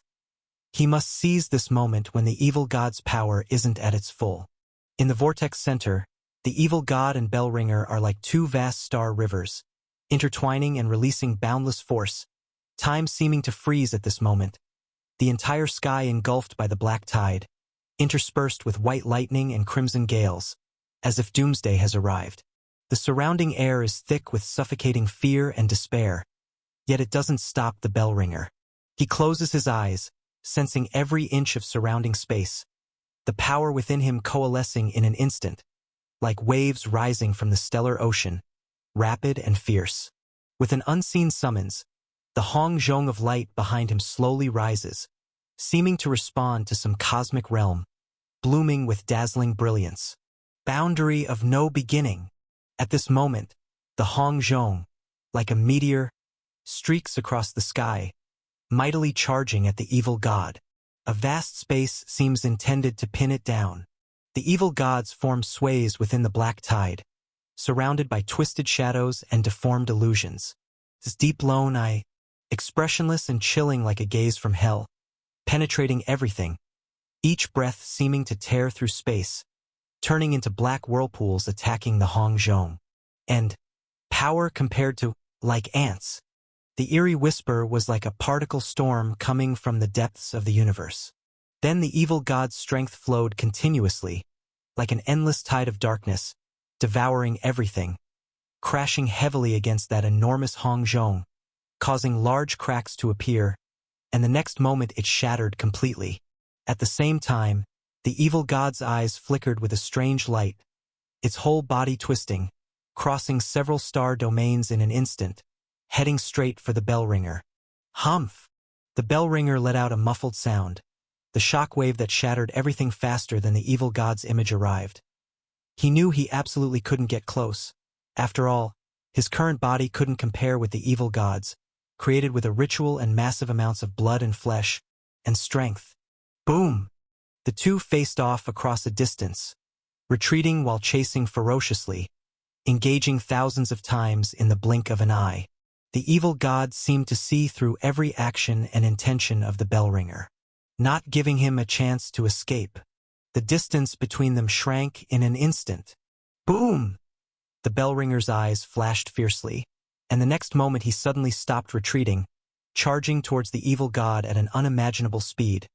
Raising both hands, the luminous Hong Zhong suspended above his head, then swooping down like a giant star river, launching a surprise attack on the evil god. Clang! The bell's sound of Hong Zhong echoed in the air, shaking the surrounding air, seemingly tearing through the darkness. The evil god's pupils shrank, then it raised its twisted palm, gathering the power of darkness, forming a pitch-black demon gate, forcefully blocking Hong Zhong's impact. The rumbling reverberated in the air, echoing across the sky, as the two forces collided in the air, creating a pulsating storm-like wave, sweeping up countless stellar fragments, trembling the surrounding space. "It's not over, evil god!" The bell ringer roared, stepping on the void, his body flipping, once again summoning strength, and Hong Zhong suddenly shone brightly, spinning to launch a second attack against the evil god. The entire extremely evil world continually resounded with the bell's deep tremor. The evil god's terrifying eyes twisted the space. Its figure vanished into the darkness, silently and ghost-like above the bell ringer. Then, it raised a hand. A strip of doomsday within its body under its guidance condensed into a gigantic black tentacle, rushing straight at the bell ringer. The tentacle of doomsday carved a rift through the space, chaos howling, bringing an irresistible sense of oppression. Hong Zhong was struck with myriad dazzling rays. The bell ringer's face was grave, stepping forcefully, shifting position instantly with Hong Zhong, evading the tentacle's suppression. His figure burst with magnificent radiance, almost instantaneously counterattacking. Hong Zhong's glow swirled around him, emitting a warm, holy radiance. With crossed hands, Hong Zhong swiftly flew towards the evil god, rushing into the twisted black shadow. Boom, boom, boom. The clashes between the two grew more and more intense. Spiritual energy swept like a storm, raising immense tremors. Each collision seemed to tear through the entire sea of old days, with mysterious forces weaving through the air, forming dazzling light and shadow, heart-stirring, as the surrounding life seemed to fall silent in this confrontation. Only the shock and oppression brought by the battle permeated the second battlefield, suffocating. Time seemed to stretch interminably in this struggle. Every attack from the bell ringer was with full force, attempting to powerfully suppress the abyss evil god. But such things are not done by mere desire. The evil god raised a hand, dissolving each impact. At this moment the two fought with overwhelming momentum in this deep space covered by black tides. But the duration was not long. Boom! When the black tentacle slammed an entire asteroid belt at the bell ringer, the holy radiance's power on the bell ringer trembled violently, letting out a muffled groan, and the glow of Hong Zhong dimmed a bit further. His complexion was pale, as if struck by lightning, for he had now exceeded his limits, not only reaching the brink of collapse, but also the power of the master of the present world under his control was rapidly declining. "You cannot even see the end." The evil god's terrifying whisper carried indifferent hoarseness. The bell ringer clenched his fist, but his body trembled, once again suppressed by the evil god's strength, leaving no room for words. The evil god had no intention of giving him a chance to breathe, ruthlessly wielding black tendrils, boundless pollution, the terrifying vision of a spiritually twisted realm, all assaulting him with a suffocating pressure. With each collision, the bell tolled like the doomsday chime, ringing the prelude of despair. The bell ringer fought with all his might, resisting the onslaught of the black tide, but each of his counterattacks appeared so pale and powerless. Puff! Another black shadow struck, directly hitting the right shoulder of the phantom behind the bell ringer, dimming the holy radiance instantly, the light on the right shoulder nearly extinguished. He felt endless pain engulfing his body, as if all his bones were being torn apart, unbearable. After all, he was the bearer of this strength, and all the pain was his to endure. Despite this, the bell ringer did not retreat, still desperately unleashing his strength, attempting to find a glimmer of hope in this endless darkness. But as time passed, the evil god's attacks grew more fierce, the strength like a vast ocean, turbulent and unstoppable, and even growing stronger. The bell ringer could no longer withstand the heavy blows, spitting blood. The holy radiance on his body gradually dimmed. His body shattered by the blows, although rapidly healing under the terrifying power of the holy radiance, but the continuous massive blows caused his recovery rate to be unable to keep up with the rate of collapse. The holy radiance being gradually swallowed by the darkness, the light's phantom slowly retreating over his body, seemingly about to be stripped away. The evil god's deep eyes were like the black and white zones in the cold universe, staring at the bell ringer. Still too far to exist at the same height as itself. No one will surpass again, and that existence will never appear again. After all, the last battle of the old days was dragged on by the master of the present world at a great cost, for countless ages until now. That price it couldn't bear should end. After devouring you, everything comes to an end. The evil god's words were never sound, but echoes from the depths of the universe, as if in twisted, forbidden dialogue. The next moment, whoosh! Countless black and white chains drew out from the doomsday behind the evil god, heading straight for the bell ringer, mercilessly tearing through everything in their path, creating numerous black and white annihilation cubes. Boom! The bell ringer groaned in pain, blood flowing out like a spring, his entire body wrapped in chains, using every ounce of remaining strength to hold on. This was a tug of war. On the other end of the chains, over a dozen terrifying midpoints pulled on them. Despair, unwillingness, and painful emotions surged like a tide. The bell ringer's heart roared in continuous, painful anguish, yearning to break free from this grasp of despair. He was unwilling, knowing he was not a match for the evil god, the substantial power ultimately betrayed by him, as he once held hope to guard all this. But the reality before him oppressed him like a nightmare. The atmosphere on the second battlefield grew even more despairing, the remnants of battle seemingly turning into sands, mercilessly drifting in the air, despite the bell ringer's all-out efforts, still unable to turn the tide of the battle, the darkness consuming everything like an endless abyss on the second battlefield. The breath of doomsday continued to spread, seeming to softly mock the helplessness and despair of countless people. Not over yet. In this desperate darkness, the bell ringer suddenly opened his bloodshot eyes wide, intending to burst forth the still hidden, untapped portion of power within the holy artifact, using his sequence, spiritual energy, traces, and life as the price. That power was immeasurable, immense, as though it were the master of the present world itself. He could not wield it, only attempt to ignite the fuse. He wanted, in this moment, to become a ray of light, illuminating this abyss of darkness, even if it meant perishing, to die together with the evil god. The bell ringer is about to trigger a wire, with the resolve to face death. But, snap! A sharp sound pierced straight into the bell ringer's mind. His face turned pale instantly, pupils whitened, with a flood of blood streaks appearing. Spiritual impact. Even though the Bellringer wields the master of the present world's strength, he couldn't resist due to his current weakness and various vulnerabilities. All the strength he had just gathered scattered instantly. Boom! The evil god's terrifying eyes stared at him, seemingly expressionless. The eerie sheep head emitted infinite black shadows. The power of corruption grew stronger under its control.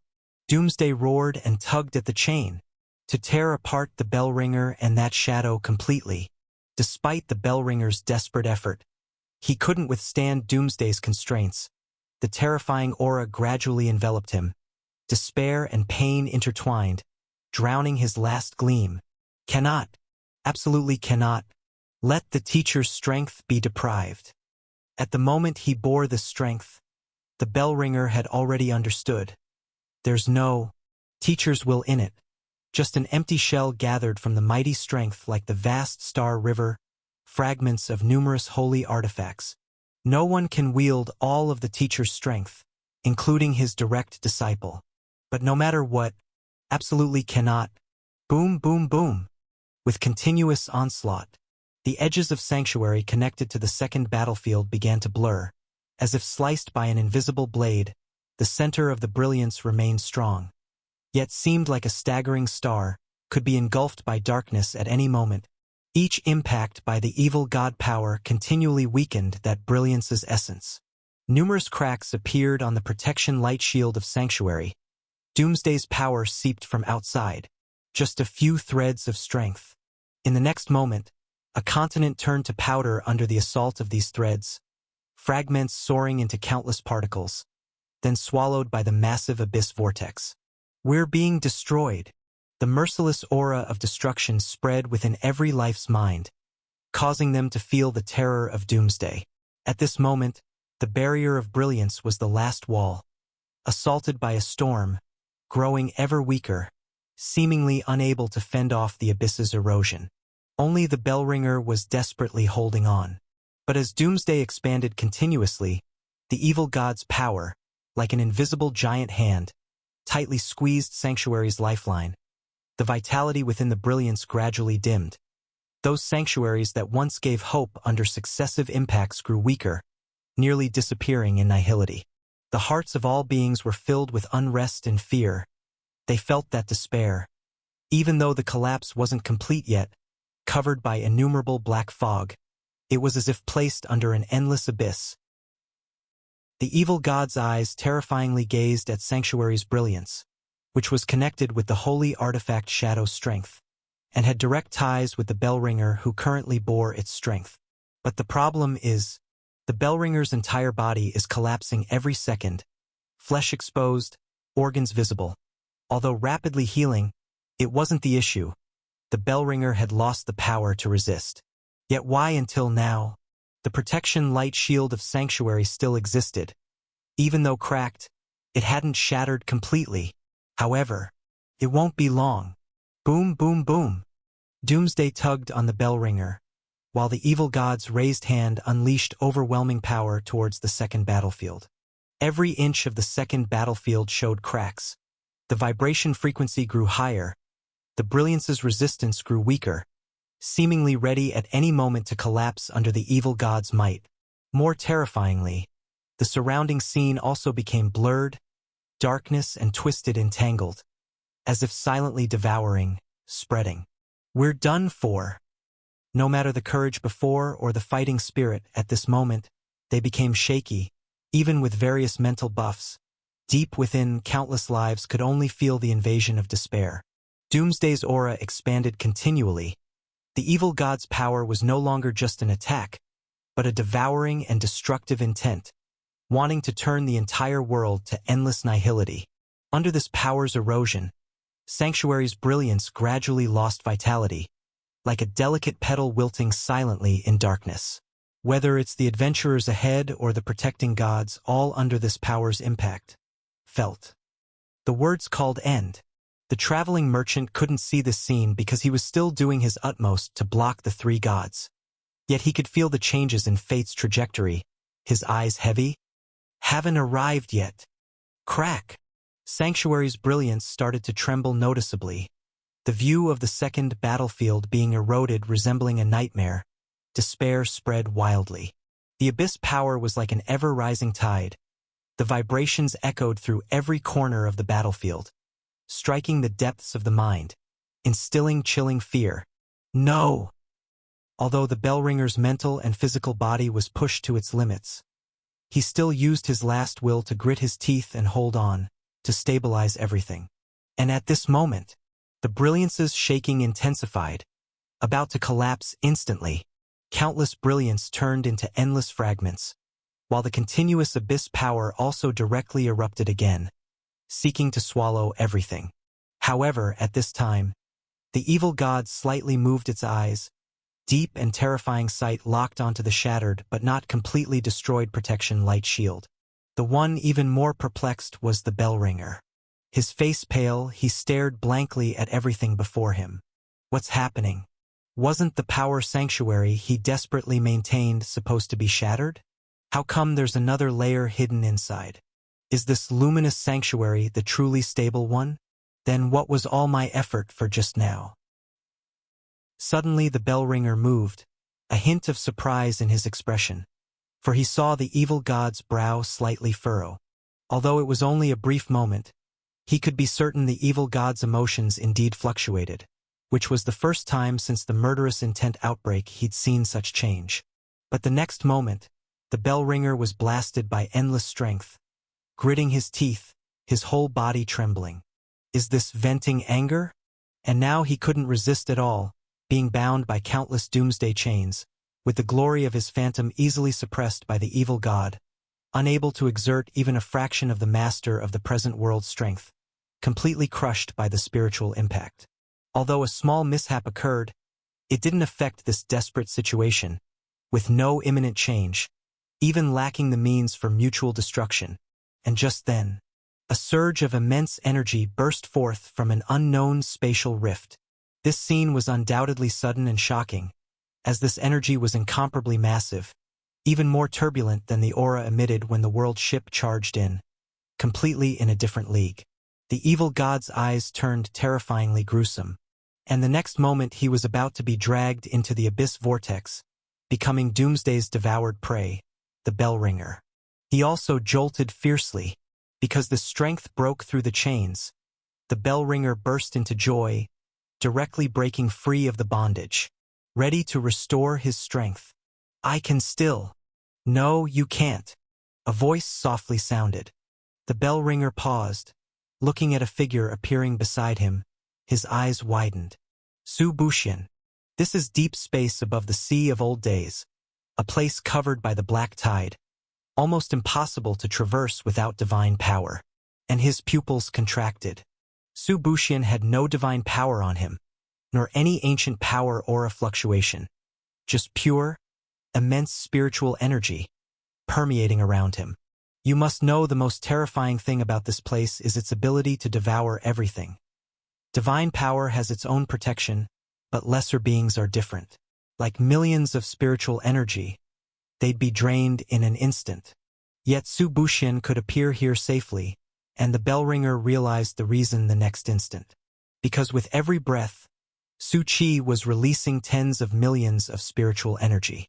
The bellringer was just about to speak. Next moment he was taken aback.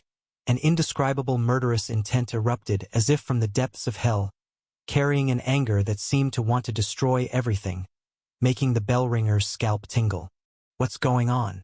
He abruptly looked up, only to find that the always cold, calm, and waveless evil god. At that moment the sheep head revealed a ferociously terrifying, indescribable expression. Despicable One. An eerily cold whisper seemed to explode in the deep space. Even as dull as he was, the bellringer now realized who was being called. And the moment he looked up, the evil god erupted with an even more surging pollution power than before, and those just broken doomsdays generated more chains simultaneously, binding from all directions.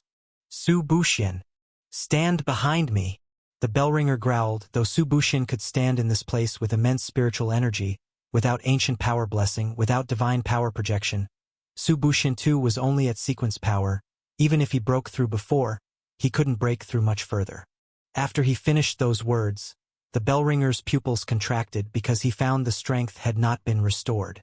"You better stand behind me." And the next moment, Su Buxian gently extended one hand. Magnificent brilliance enveloped the entire star domain. Centered on them, the mighty black tide couldn't submerge. The bellringer's pupils jolted, because the area formed by the holy artifact fragments was no longer on him, but merged onto Su Qi. Pa! With a snap of Su Qi's fingers, the evil god's attacking outburst was instantly blocked. The bellringer looked at this scene, his eyes widened. How is it different from mine? Of course, he knew he hadn't unleashed even a shadow of that phantom's power, but he was at least the disciple of the master of the present world, possessing the power and Hongzhong of the master of the present world.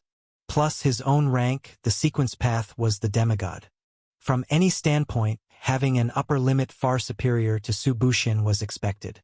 But now, the bellringer's expression suddenly revealed a look of surprise and doubt. "When did you became a demigod?" "Just a pseudo-demigod," Su Qi replied lightly. "Just accidentally stepped across the extraordinary threshold, then incidentally got flooded with immense spiritual energy. You're too careless. The true sequence should be at sequence 2. In simple terms, because this spiritual energy was too large, besides the power projected from the sequence path, the ritual collected excess energy which all transferred over. Normally, such energy couldn't be used by Su Qi, but don't forget he still had the blue mark, capable of converting it into different media. Even at only 1/10,000th conversion efficiency, because of the current expansion of the ritual, and absorbing all kinds of explosive energy from the battles, it was humongous. Even so, it forcibly pushed Su Qi's aspects in spiritual energy to demigod. Of course, under ordinary circumstances, such vast energy would certainly cause a body to shatter, unable to withstand it physically with soul and spirit. But with an evil god's eye elevating his spiritual power to an unprecedented realm, and the blood demon and ancient god's heart unlimited adaptation and endless growth, it endowed his body a terrifying adaptation. Various factors forcefully elevated Su Qi's upper limit substantially, though once this energy vanished, it would drop back from demigod. Still, the issue isn't significant. Having breached the threshold towards demigod, even if vanished, he only needs to steadfastly complete some necessary transformation, then easily reach demigod, needing only some time and accumulation after all. But it's not important. Boom! Su Qi at this time directly fused with the phantom. "I must tell you one thing. This phantom never was the master of the present world, even if the holy artifact contained the power of the master of the present world." The bellringer looked blankly. Who is that phantom? At this moment, the grand phantom and Su Qi's body adhered closely, as if melding into one. Radiance surged like a tide, shimmering brilliantly, illuminating the surrounding star domain. Su Qi felt the power from the holy artifact coursing within him, like myriad stars dancing in his blood, invigorating every cell. With the flow of brilliance, Su Qi's form began altering. His left hand gripped a heavy axe, its blade gleaming in the brightness like slicing through all obstacles. His right hand held a sharp butcher knife, its blade exuding a chilling intent to kill, seemingly imbued with countless grievances and despair. Behind him, a hunting gun was securely borne, its metallic body gleaming in the radiance, as if symbolizing endless hunting and killing. Su Qi could feel the power of these three weapons continuously merging, seemingly responding to the deep desire within his heart. Unprecedented strength resided within him, like myriad stars splendidly blooming, the phantom and him continuously blending, forming an indescribable resonance, making him ever stronger. "You just asked who the phantom is, right?" Su Qi's voice carried a wisp of amused calmness.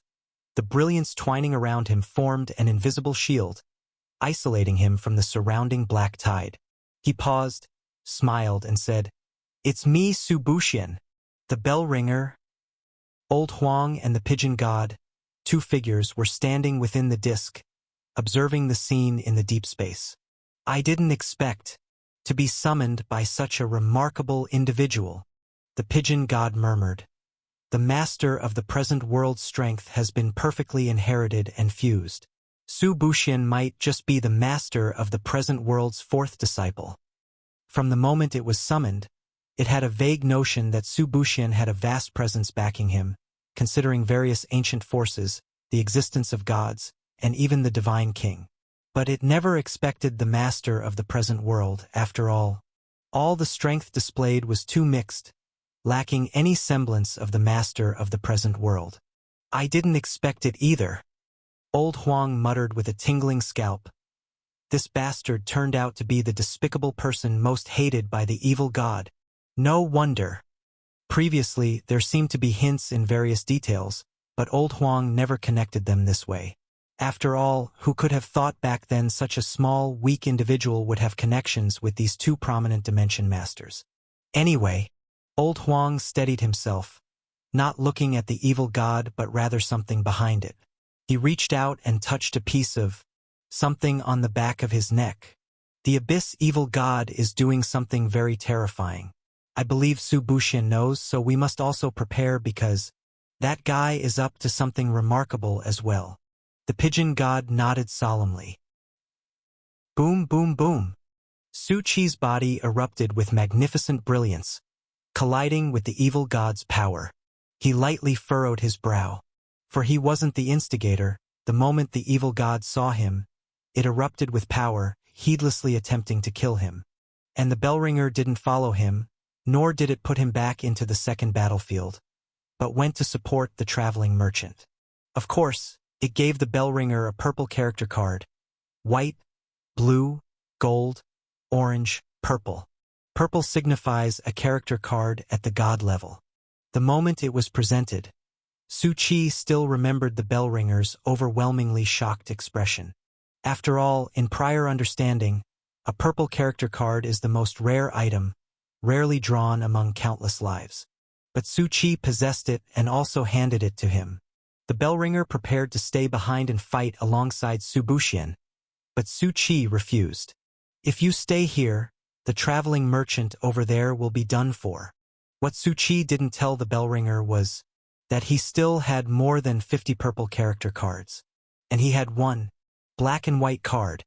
This card is both dangerous and mysterious, both a trump card and a frightful, uncontrollable object.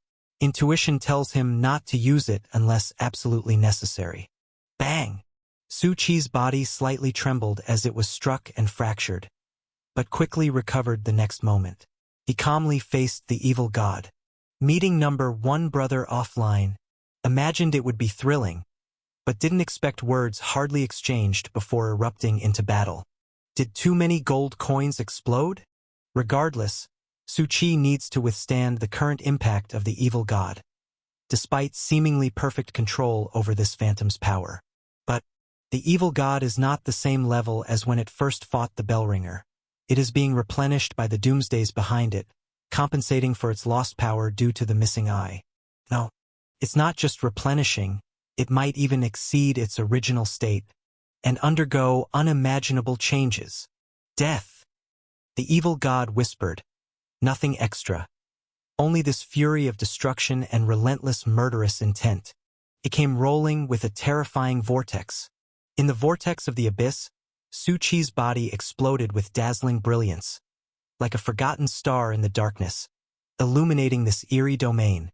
His right hand holding a sacred slaughtering knife, the blade shimmering with silver light, akin to a void-tearing edge, while his left hand tightly grasped an ancient, heavy axe, its blade etched with complex runes. Undoubtedly, the master of the present world is worthy of being atop the 12 dimensions, equal in doomsday to the evil god, containing powers from other dimensions. Su Qi charged forward, instantly engaging in thousands of clashes. Each collision left cracks in Su Qi's body, but they were not problematic. Besides the healing power of the holy artifact, his blood demon body regenerates stronger with each injury, evolving every second. However, he couldn't keep up with the evil god's speed. Its doomsdays behind are digesting everything engulfed by the black tide, the aura rising madly. Boom! At this moment, the evil god's phantom enveloped him instantly, twisting the surrounding space. The abyss blood moon rising in the sky, casting bizarre red light, terrifying omens intertwining, as if countless demons whispered behind him, attempting to drag Su Qi into eternal despair. Su Qi's body slightly trembled under the impact of the evil god's power. The surrounding space instantly distorted, as if time and space laws lost meaning. The profound darkness like a giant net, gradually enveloping him, pressing against every inch of his skin, the blood-red abyss moon slowly rising in the sky, akin to a foreboding blood wheel, emanating bizarre light, staining everything around with a sinister hue. In this twisted domain, it was as if placed within an endless nightmare, countless terrifying omens intersecting around him. The twisting shadows seemed to whisper, deep and insidious voices circling, as if countless demons whispered, attempting to drag him into the abyss of eternal hopelessness, every word like a blade piercing his mind, causing immense discomfort. I've seen this trick once before. And also, Su Qi remained unmoved, his gaze exuding tranquility. His black and white right eye shimmered with an unusual brilliance, instantly shattering both the mental impact and the abyss's corruption. With a loud crash, the blood moon domain shattered, as if torn by an invisible giant hand. A scene of instant collapse unfolded before Su Qi's eyes. The surrounding space twisted violently under this fierce impact, like a canvas being torn apart. The surrounding black fog retreated, seemingly avoiding the sudden eruption of power. The blood moon space just now wasn't forcibly destroyed. Instead, it collapsed after assimilation. And Su Qi knew why. His right eye was imbued with a large amount of spiritual power imitating the evil god's totem, revealing a slight smile. Evil god, your stuff is really useful. Only now it's become my shape.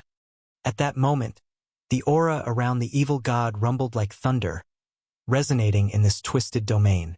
You must die. His voice was very cold, very calm. It wasn't exactly a roar, but one could feel the endless resentment and anger contained within, as if every word could tear through space. The next moment, black tides surged at its summons, like the howls of thousands of demons, attempting to engulf Su Qi in this chaos. The black fog surged like a frenzy, their twisted forms crisscrossing in Su Qi's vision, seemingly hiding countless twisted and grimacing faces whispering unspeakable fear and despair in each fog mass. Su Qi sensed a pungent smell pervading the air, the distinctive scent of the abyss, filled with the stench of death and despair.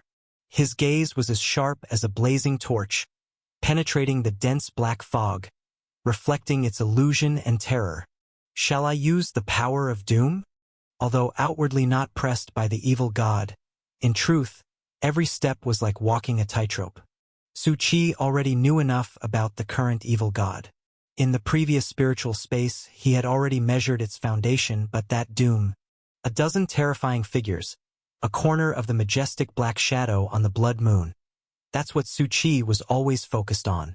He showed no hesitation, raising high his divine weapon, glowing with sacred brilliance. The blade traced a shocking arc in the air, sparkling with a silvery light, as if it could tear all illusory constraints. His left hand tightly gripped an ancient, heavy axe. A slight wrist twitch made the runes on the axe blade flash, seemingly responding to his will, bathed in that dazzling radiance. The evil god's aura turbulent as usual in the abyss, resonating throughout the domain. The power of pollution poured down instantly, turning into a terrifying black fog, surging towards Su Qi. The black fog twisted, with sharp hissing sounds, attempting to erode everything around, trapping him in a desperate abyss. Su Qi's reaction was swift. He raised the butcher knife in his right hand high, slicing through the air, striking towards the incoming black fog. The blade glimmered as if it could sever all bonds, slashing down right into the fog's center. The black fog was instantly cut open, shattered into countless fragments, scattering in the void as if cleansed by some invisible force. But this was just the beginning. Behind the evil god, the doom figures began to distort, seeming to unleash an even more terrifying power. The surrounding space began to collapse. Black tides rolled in like the howls of thousands of monsters. The blood moon's light hadn't yet faded, and at this moment, it became increasingly fierce, as if it would consume everything. Rather than wait helplessly, it's better to attack proactively. Su Qi showed no hesitation. The axe in his left hand swung high, slashing down violently. A brilliant pillar of light shot skyward, directly piercing the evil god's phantom. The butcher knife also swung down. The pillar of light was like lightning, swift and fierce, charging straight at the evil god. Massive phantoms suddenly stretched out numerous chains, exuding icy coldness and ominousness. Yet Su Qi didn't retreat at all. Instead, he continued to increase the output of strength, and the surrounding environment instantly transformed into a sea of chaos. The collapsing abyss vortex warped under its influence like a nightmare, and the blood moon's radiance grew increasingly intense. The master of the present world's power hasn't fully erupted yet. Take this from the host. The holy artifact hunting gun behind Su Qi was immediately drawn by him. The gun's muzzle aimed at the evil god. His gaze, with his right eye of black and white, flickered with mysterious light, as if the aiming line in his sight turned into an invisible track, locking onto all of the evil god's attacks. Bang! A thunderous sound. The bullet from the hunting gun shot out like a meteor, and at that instant, time seemed to freeze. The entire black tide shuddered and crumbled under this bullet. A sharp explosion echoed in the air, deafening. The three holy artifacts represent attack methods, but this hunting gun is different. Coupled with the prior Desert Eagle sniping effect, its damage increases with distance, so Su Qi infused it with a massive amount of the master of the present world's strength. This strike exceeded his expectations in power. After all, the bullet's speed was extremely fast, and where it passed, many twisted spatial folds remained. When it hit the evil god's phantom, even the dozen dooms behind were shaken and trembled endlessly. Yet they didn't retreat. The evil god's solitary eye suddenly expanded. Instead, it began launching even more frenzied attacks on Su Qi. The power of pollution transformed into countless vortexes, rushing at Su Qi, intending to drag him into an endless abyss. Has the evil god grown stronger? Those dooms, they are its core supply, Su Qi thought silently to himself. It seems, to fully uncover the enemy's foundation, one has to first expose their own. A hint of sternness flashed in his eyes. Both hands unleashed their forces, with knife and axe held high, confronting those vortexes, intertwining blade light and axe shadow, as if they were two colossal storms, tearing through every obstacle. With a loud, thunderous sound, the pollution domain was torn open by Su Qi's strength. The dark vortex immediately lit up with radiance. Traveling merchant, you'd better be truthful. The next moment, the immense power of the holy artifact gushed out like a flood, and the abyss's darkness gradually lit up before him. Their forces collided in this sea of chaos. Within this boundless brilliance, Su Qi instead suppressed the evil god because he had pressed all the power of the holy artifact phantom. The evil god's terrifying gaze held only overwhelming killer intent. Both forces continued to rise, accompanied by deafening explosions. The entire abyss trembled from this intense battle. Is it coming? Su Qi unleashed his full power, draining the complete force of the holy artifact without reserve, letting the master of the present world's power vent freely. And all this was solely to force the evil god, or the abyss's foundation out. From the beginning, when the evil god appeared, there were already signs. Even after losing an eye, it did not become furious and directly act on the battlefield, as if it wanted to use the accumulated power in more important places. That blood ritual covering countless star domains, destroying countless worlds, continuously extracting numerous souls, flesh, etc., from the final battle to now, is not just for a little bit of energy and function. The evil god reshaping its body doesn't require that much. In addition, the other god lords of the abyss have also fused their power into it, and the totem is different than before, as well as these dooms. Su Qi watched those black shadows. At this very moment, the massive phantom of the evil god seemed to have already enveloped the entire abyss vortex.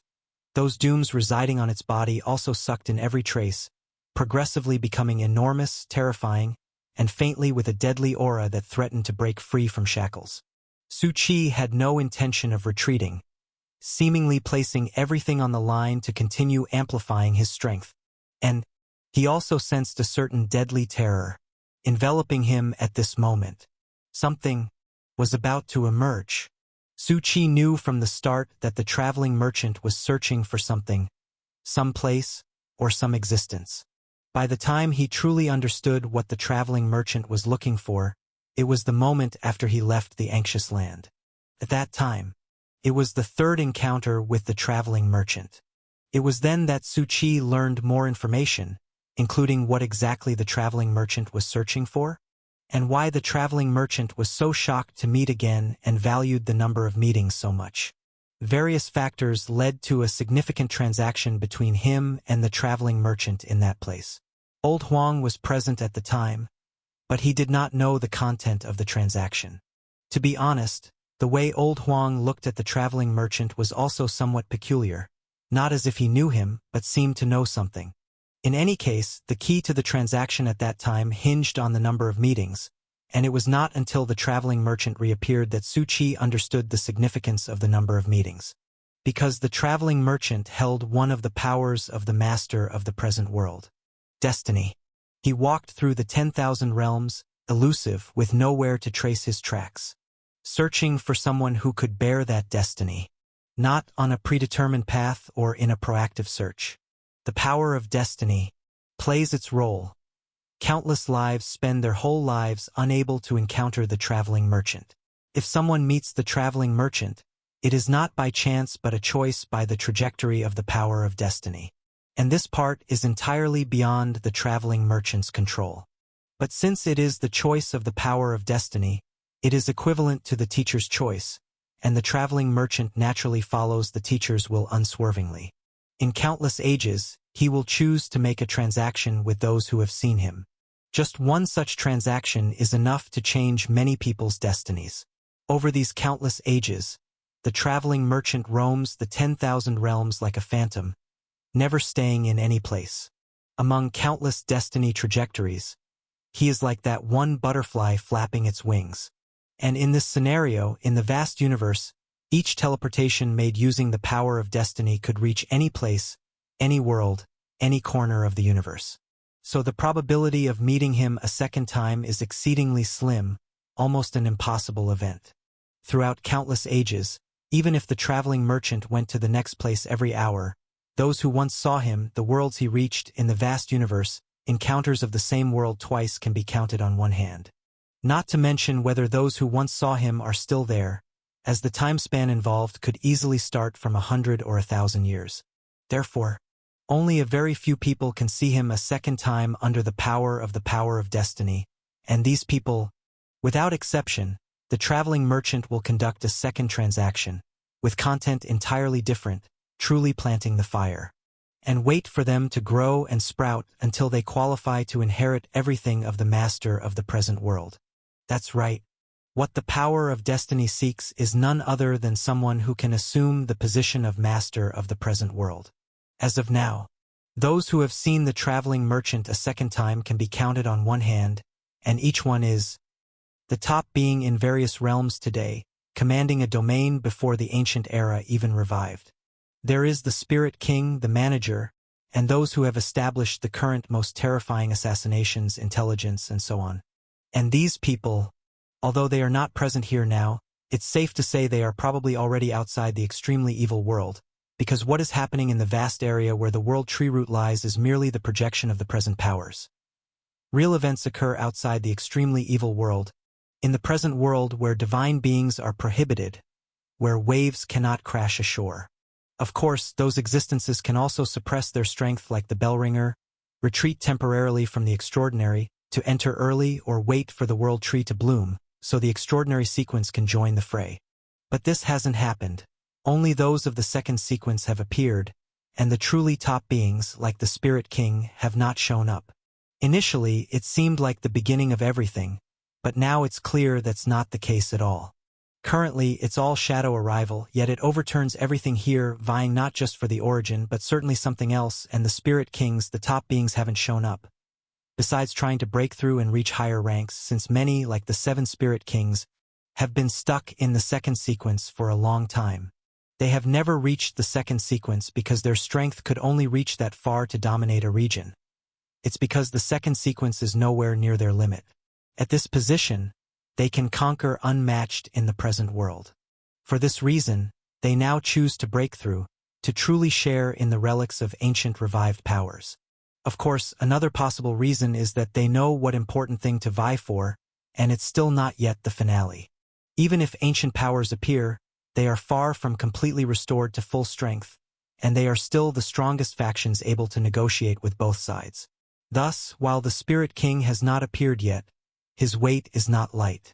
In summary, among them, a Spirit King is one whom the traveling merchant encountered a second time, arguably the first choice of the traveling merchant, as he originally intended to delay until that time. Even if the extremely evil world was defeated, there would still be hope. But situations always change endlessly.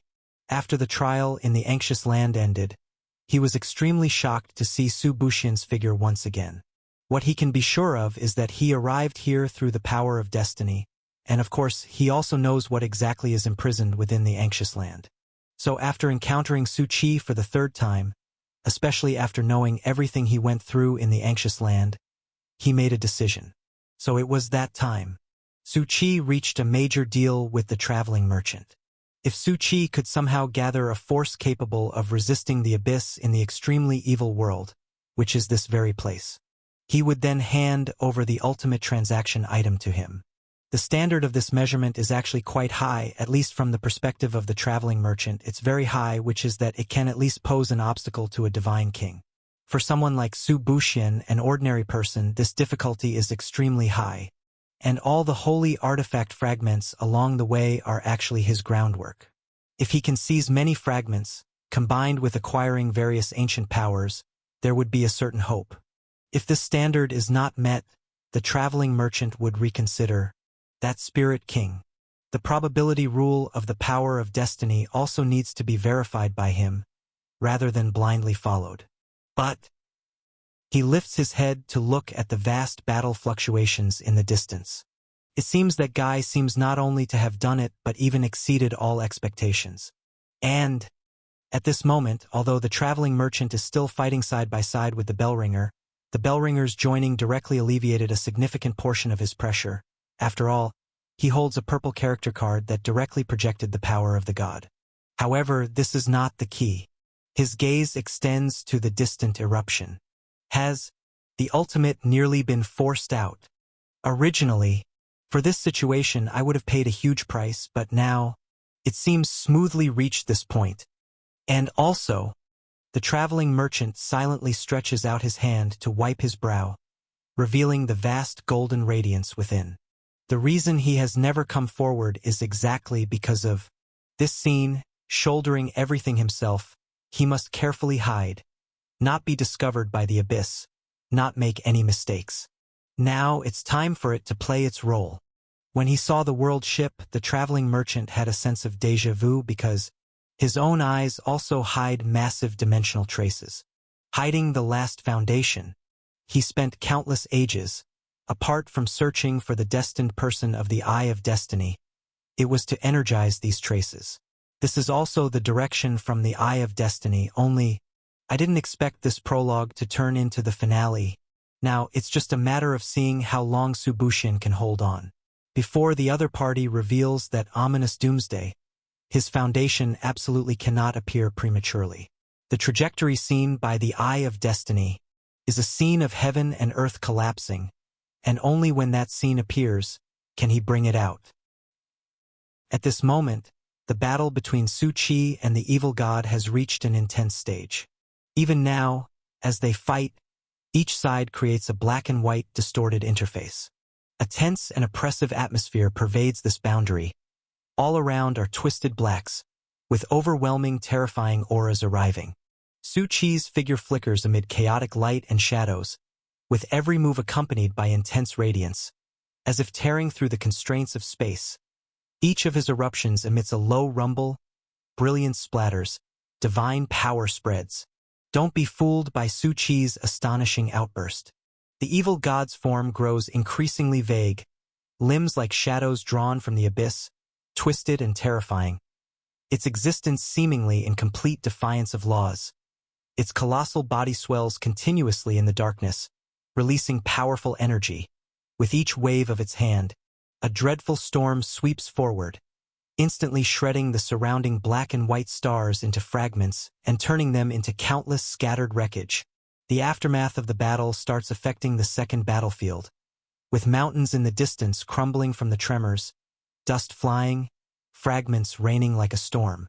Those creatures influenced by the evil god, whether it be terrifying demons or frightened ordinary life, all feel the heavy tremor of this force, as if an apocalyptic calamity is sweeping in.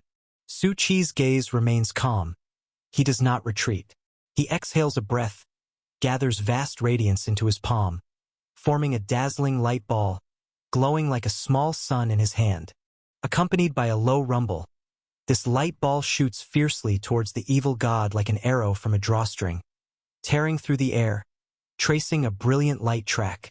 And with each advance of a meter, it grows several times larger, splitting into two. In just a few breaths, the entire interface turns into a dense sea of suns. All these were possible through Su Qi's abilities invoking the purple character card. After all, the evil god supplemented by over a dozen doomsdays is inhumanly strong. If the Bellringer were to currently challenge the evil god, a victor would be decided in just 10 breaths. The power of the master of the present world is not limitless, gradually weakening through depletion. For facing the increasingly dreadful evil god, it's naturally insufficient. At this moment, the evil god rapidly extends gigantic skeletal fingers, darkness converging at the fingertips like a storm surging towards Su Qi. When the two collide, it's as if the sky and earth collapse. Intense shockwaves instantly spread out. The surrounding space instantly distorts, ripping open space tears. This force's impact not only affects the battlefield but shreds everything around, leaving the second battlefield's numerous life retreating away, far from the unprotected edges. The entire second battlefield shrinks smaller and smaller, like a boat in the waves, on the verge of capsizing.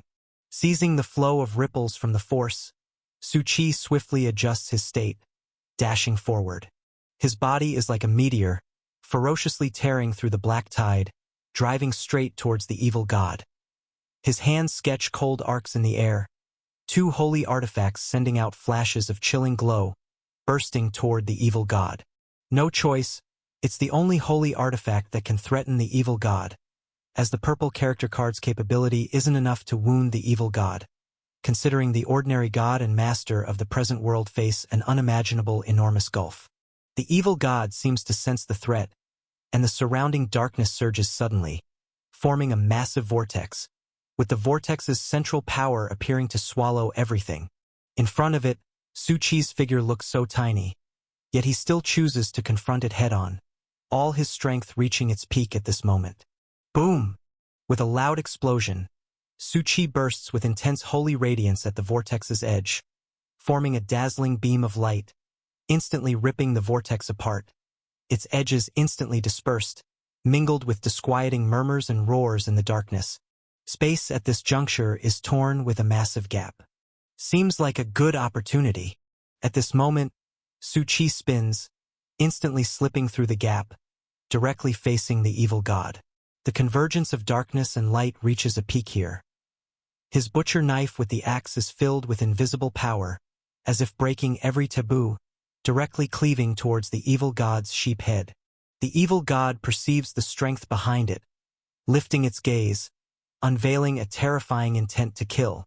In an instant, it releases intense black tides, with over a dozen polluted eyes falling behind him like stars dropping, forming an eerie gate, blocking Su Qi. The temporary body formed doesn't represent the evil god's true essence, with close combat posing the greatest vulnerability, let alone. It's against the one wielding the master of the present world's power. The block causes Su Qi's form to tremble slightly, revealing a moment of stiffness. How troublesome! sacrificing such massive traces to build defense, seems really unwilling for me to approach. And also, Su Qi glances around. Got to push a bit, otherwise, time won't be enough. So far, Su Qi has only utilized the Holy Artifact's illusion, which is the power of the Master of the Present World, and 2 purple character cards. He still has a lot of stuff barely used. Of course, he believes it's the same for the evil god over there. Must find an opportunity. Su Qi continued to exert his power. A large amount of radiance surged from his body, transforming into flashing nets of light, covering the evil god's body like a trap. Each ray of light contained incredibly powerful strength, piercing the darkness, directly reaching the evil god. Boom! The evil god finally launched a terrifying counterattack amidst the intense assault. Its power of darkness began to gather rapidly. The surrounding space twisted once again, and thick black fog spun around it, forming a huge tainted realm, with numerous anomalies appearing within. Boom! Another loud explosion. Su Qi's body was forced backward under the intense impact of the tainted realm. The massive radiant phantom standing behind him shook slightly. The second battlefield was also affected by the aftershock. Cracking appeared on the ground, as if the earth was wailing. A terrifying shockwave spread in all directions, affecting many battles. The violent power rampaged through, arousing waves of terror and despair. However, a hoarse voice echoed in the deep space. Ants playing with toys of adults. That hellish voice, like falling into the abyss, accompanied by the sheep head's black and white eyes. Have never witnessed true horror. Su Qi tilted his head. This was the first time he heard the evil god speak such a long sentence, although it was accompanied by various obscure sounds, each word stirring the surrounding black tide. But that wasn't important. What was important was that after this speech, the evil god obviously seemed to be about to unleash a big move. I'll strike first to gain the upper hand. Su Qi had no hesitation. The surrounding radiance converged into a dazzling light ball at this moment, emitting a warm yet scorching glow like a small sun. The light ball swelling continuously in his body, filled with the deadly aura of destruction. With a thunderous roar, Su Qi charged directly towards it. This attack was his most powerful move, pouring the endless power of the holy artifact into it. Buzz! A deafening roar, as the light ball and the evil god's dark shield collided, instantly releasing an astonishing energy wave. The entire battlefield was engulfed in light and darkness, as if everything around was covered at that moment. The massive shockwave spread instantly. The second battlefield seemed to collapse amidst the tremors, as if the entire world was shaking for this battle. The evil god was also affected, its eyes fixed on Su Qi. It had, in fact, been waiting for Su Qi to use the power of his eyes. Many questions remained in the heart of this master of the abyss. It simply could not understand why its power was deprived by an ant. Was it the dark hand of the master of the present world, or something else? Boom, boom, boom. The power of the light ball pushed back the surrounding black tide. The darkness around was torn by the intense light, revealing the dawn. The terrifying wave spread around. Is it a desperate gamble? The traveling merchant watched this scene, keeping a constant eye on the evil god's movements. His current goal aligned with Su Qi's, which was to force out the power behind the evil god. And he certainly wouldn't let Su Qi sacrifice. Reaching this point was enough. The rest would be his responsibility. And below, fight alongside us, the Hustlers sect. Nancy's gaze was firm, her tone filled with fearless courage. She led with the orange character card under Xiaomeng's guidance, steering a vast piece of the world. They were also blossoming on the battlefield below. Evil God. This is the top-ranking reward gift. In the moment of the interwoven forces, Su Qi's power reached its peak. All the Phantom's power gathered around him into a powerful surge. His body resembled a burning star, rushing towards the evil god. The collision between darkness and light reached its peak at this moment. Su Qi's figure sketched the battlefield like a meteor, carrying an unstoppable momentum, facing the evil god head-on. Boom! The giant sound erupted again. The world trembled at this moment. Su Qi's attack finally hit the evil god. Intense power erupted between them, forming a gigantic light, stirring up an endless storm. The evil god opened his blood-red eyes amidst the light. Come, let everything witness the end. Suddenly, the surrounding radiance was completely severed from Su Qi. The unsupported radiant attack crumbled like a lone goose instantly. Immediately after, the aftershocks swept over like tides, impacting the second battlefield in a spreading manner, bringing earth-shaking changes. What's happening? All living beings felt the arrival of terror in that instant, a fear of impending doom overshadowed by despair. I knew it! At this moment, Lao Huang still inside the disk space, his pupils showing utmost gravity and uncontrollable fear. This familiar scent, this dangerous feeling, the end?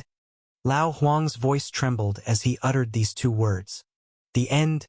It's coming, damn! The pigeon god was stunned. End. It knew what this word represented but had never experienced it. After all, before the final battle erupted, the destruction of major dimensions spanned over millennia, and those dimensions seemed to all have disappeared with no more sound except for that little information. The end? Without waiting for the pigeon god's inquiry. Boom! The giant sound echoed throughout the second battlefield. Among countless still-fighting divine projections, one could see the evil god's body twisting and swelling in the shattered space. 12 doomsday phantoms hung behind like a decaying solar disk. Every time the phantom opened its mouth to devour, entire regions in the black tide turned black and white. That was the main battlefield wrapped in the black tide and various world fragments. Though covered by the black tide, wanting to completely devour their traces wasn't so simple. At this moment, vast expanses of the black and white world transformed into thick, black slurry. Melting with wails, even scattered relic fragments were corroded into purple-black poisonous mist. Look at this fragile order. The voice of the evil god resonated with countless echoes, its hand slicing through the void, as 3 doomsday apparitions suddenly lunged toward Su Qi. Those dimensions can't hold. The master of the present world can't hold either. And you, how much can you grasp?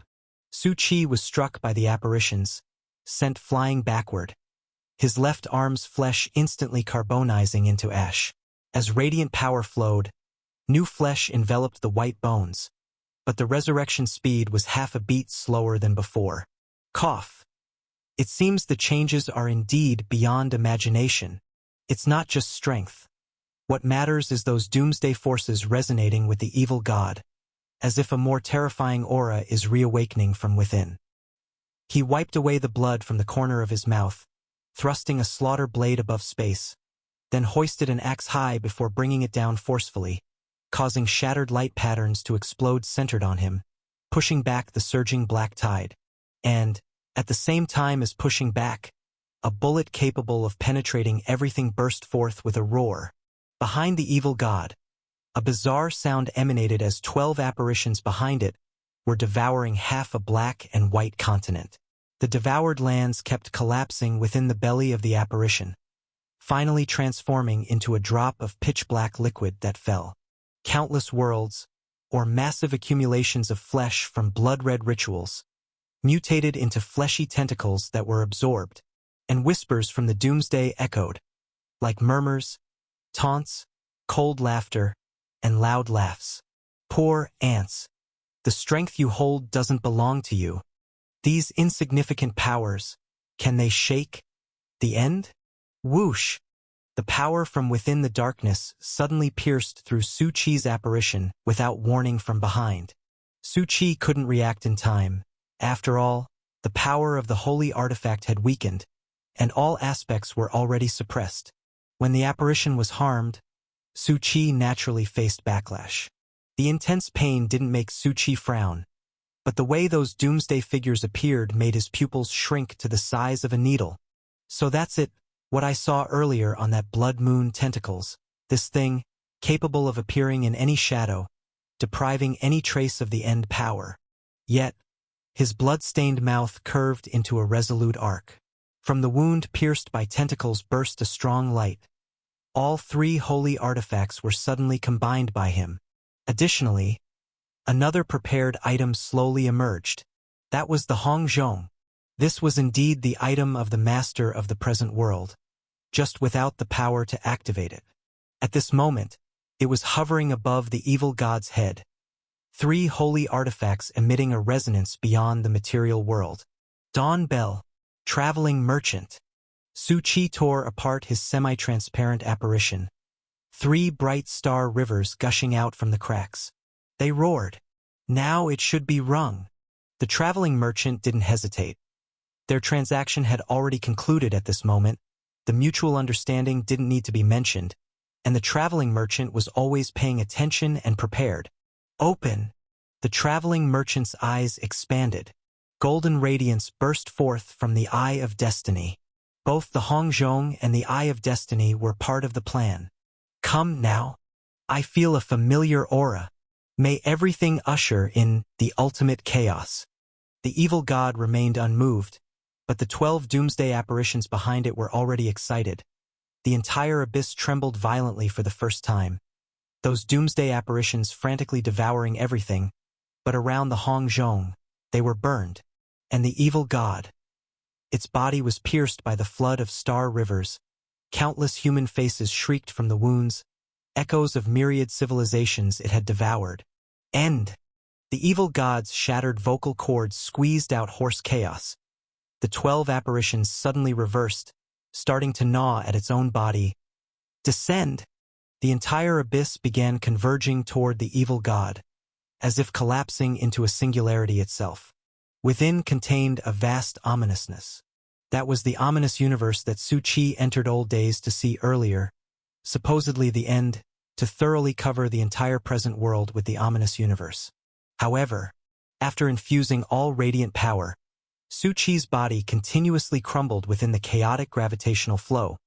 Yet using the last rush, he deeply wedged all the power of the 3 holy artifacts into the Hongzhong. The immense impact rang the bell. Clang! The brilliance of his silhouette had dimmed to the weak flicker of a candle in the wind. Yet at this moment, the 3 holy artifacts achieved perfect resonance. You call it the end. But actually, it's the morning light of dawn. Su Qi already knew what would happen next, just like the big explosion seen in the ominous universe before. Everything would become chaotic. He smiled, watching countless hostile gazes. Next, you'd better hurry because, he pointed, in the blink of an eye, the Hustlers sect will surpass you, and then completely suppress everything. Words of the ants. When those ancient dimensions shattered, there were also people like this. Destroyed. All destroyed. These doomsday apparitions let out a strange laugh. And at the next moment, the massive abyss, carrying the ominousness, had already condensed into a singularity, though extremely unstable, in the gaps where countless spatial fractures crazily appeared. Boom! At the instant of the abyss's explosion, Su Buxian, the traveling merchant, uttered a low growl. Don't shout. I know what to do. Su Qi didn't hesitate. With a raise of his hand, he utilized the power of the Hongzhong. The ancient Hongzhong in that instant emitted dazzling light, and just now the 3 holy artifacts colliding against it, the power generated shook the surrounding space with various patterns appearing on it, just formed by the holy artifacts fitting together. And at this time, the traveling merchant's golden radiance in his eyes drew a terrifying arc, releasing the countless traces of stars settled for ages. Those stars sparkling and mysterious, pouring down like a star river, illuminating the entire abyss. All of this was the marks he carried over countless ages, only for this moment of eruption. At the same time, the doomsday howls, like shouts from the ominous universe, mixed with endless pain and despair, intertwined to the point where even beyond the second battlefield and the extremely evil world, they couldn't help but cover their ears. In this terrifying sound, the singularity of doomsday violently collided with the myriad stars, resembling the meeting of 2 universes, radiating blinding light, while Su Qi's nearly shattered body, amidst this, like a piece of fragile glass, began to transform into tiny star dust under the devouring of the light vortex. However, in the next moment, it was enveloped by light again, avoiding the fatal end of being shattered. everyone. The traveling merchant's eye of destiny dimmed as well, for he too had released all his power, his body also showing extremely severe fragmentation, yet his voice covered the second battlefield. The end is not the future. This might be the only way. As soon as the words fell, boom! Ultimately, the two vast singularities, as vast as the universe, condensed and diffused in an instant. Endless light engulfed everything, not just the extremely evil world, covering countless surrounding star domains. Constantly continuing, constantly twisting, continuously collapsing, yet constantly mending, the pale cosmic ash rain, delicate ash like winter's snowflakes, lightly drifting down, bearing the peculiar and mysterious nature of the abyss, left chaotic traces in this universe. When the light finally dispersed, at the center of the battlefield, only 3 cracked holy artifacts remained embedded in the world tree root, on a scorched earth that was only a billionth of the previous battlefield's area, while distant stars struggled to pierce the crimson sky. A quietness descended upon the scene. This land of extreme evil was thoroughly shattered, dispersed to various places and corners of the present world, leaving only the world tree root slowly dissipating at the original location. However, different from before, the entire present world began to undergo earth-shattering changes from this day on.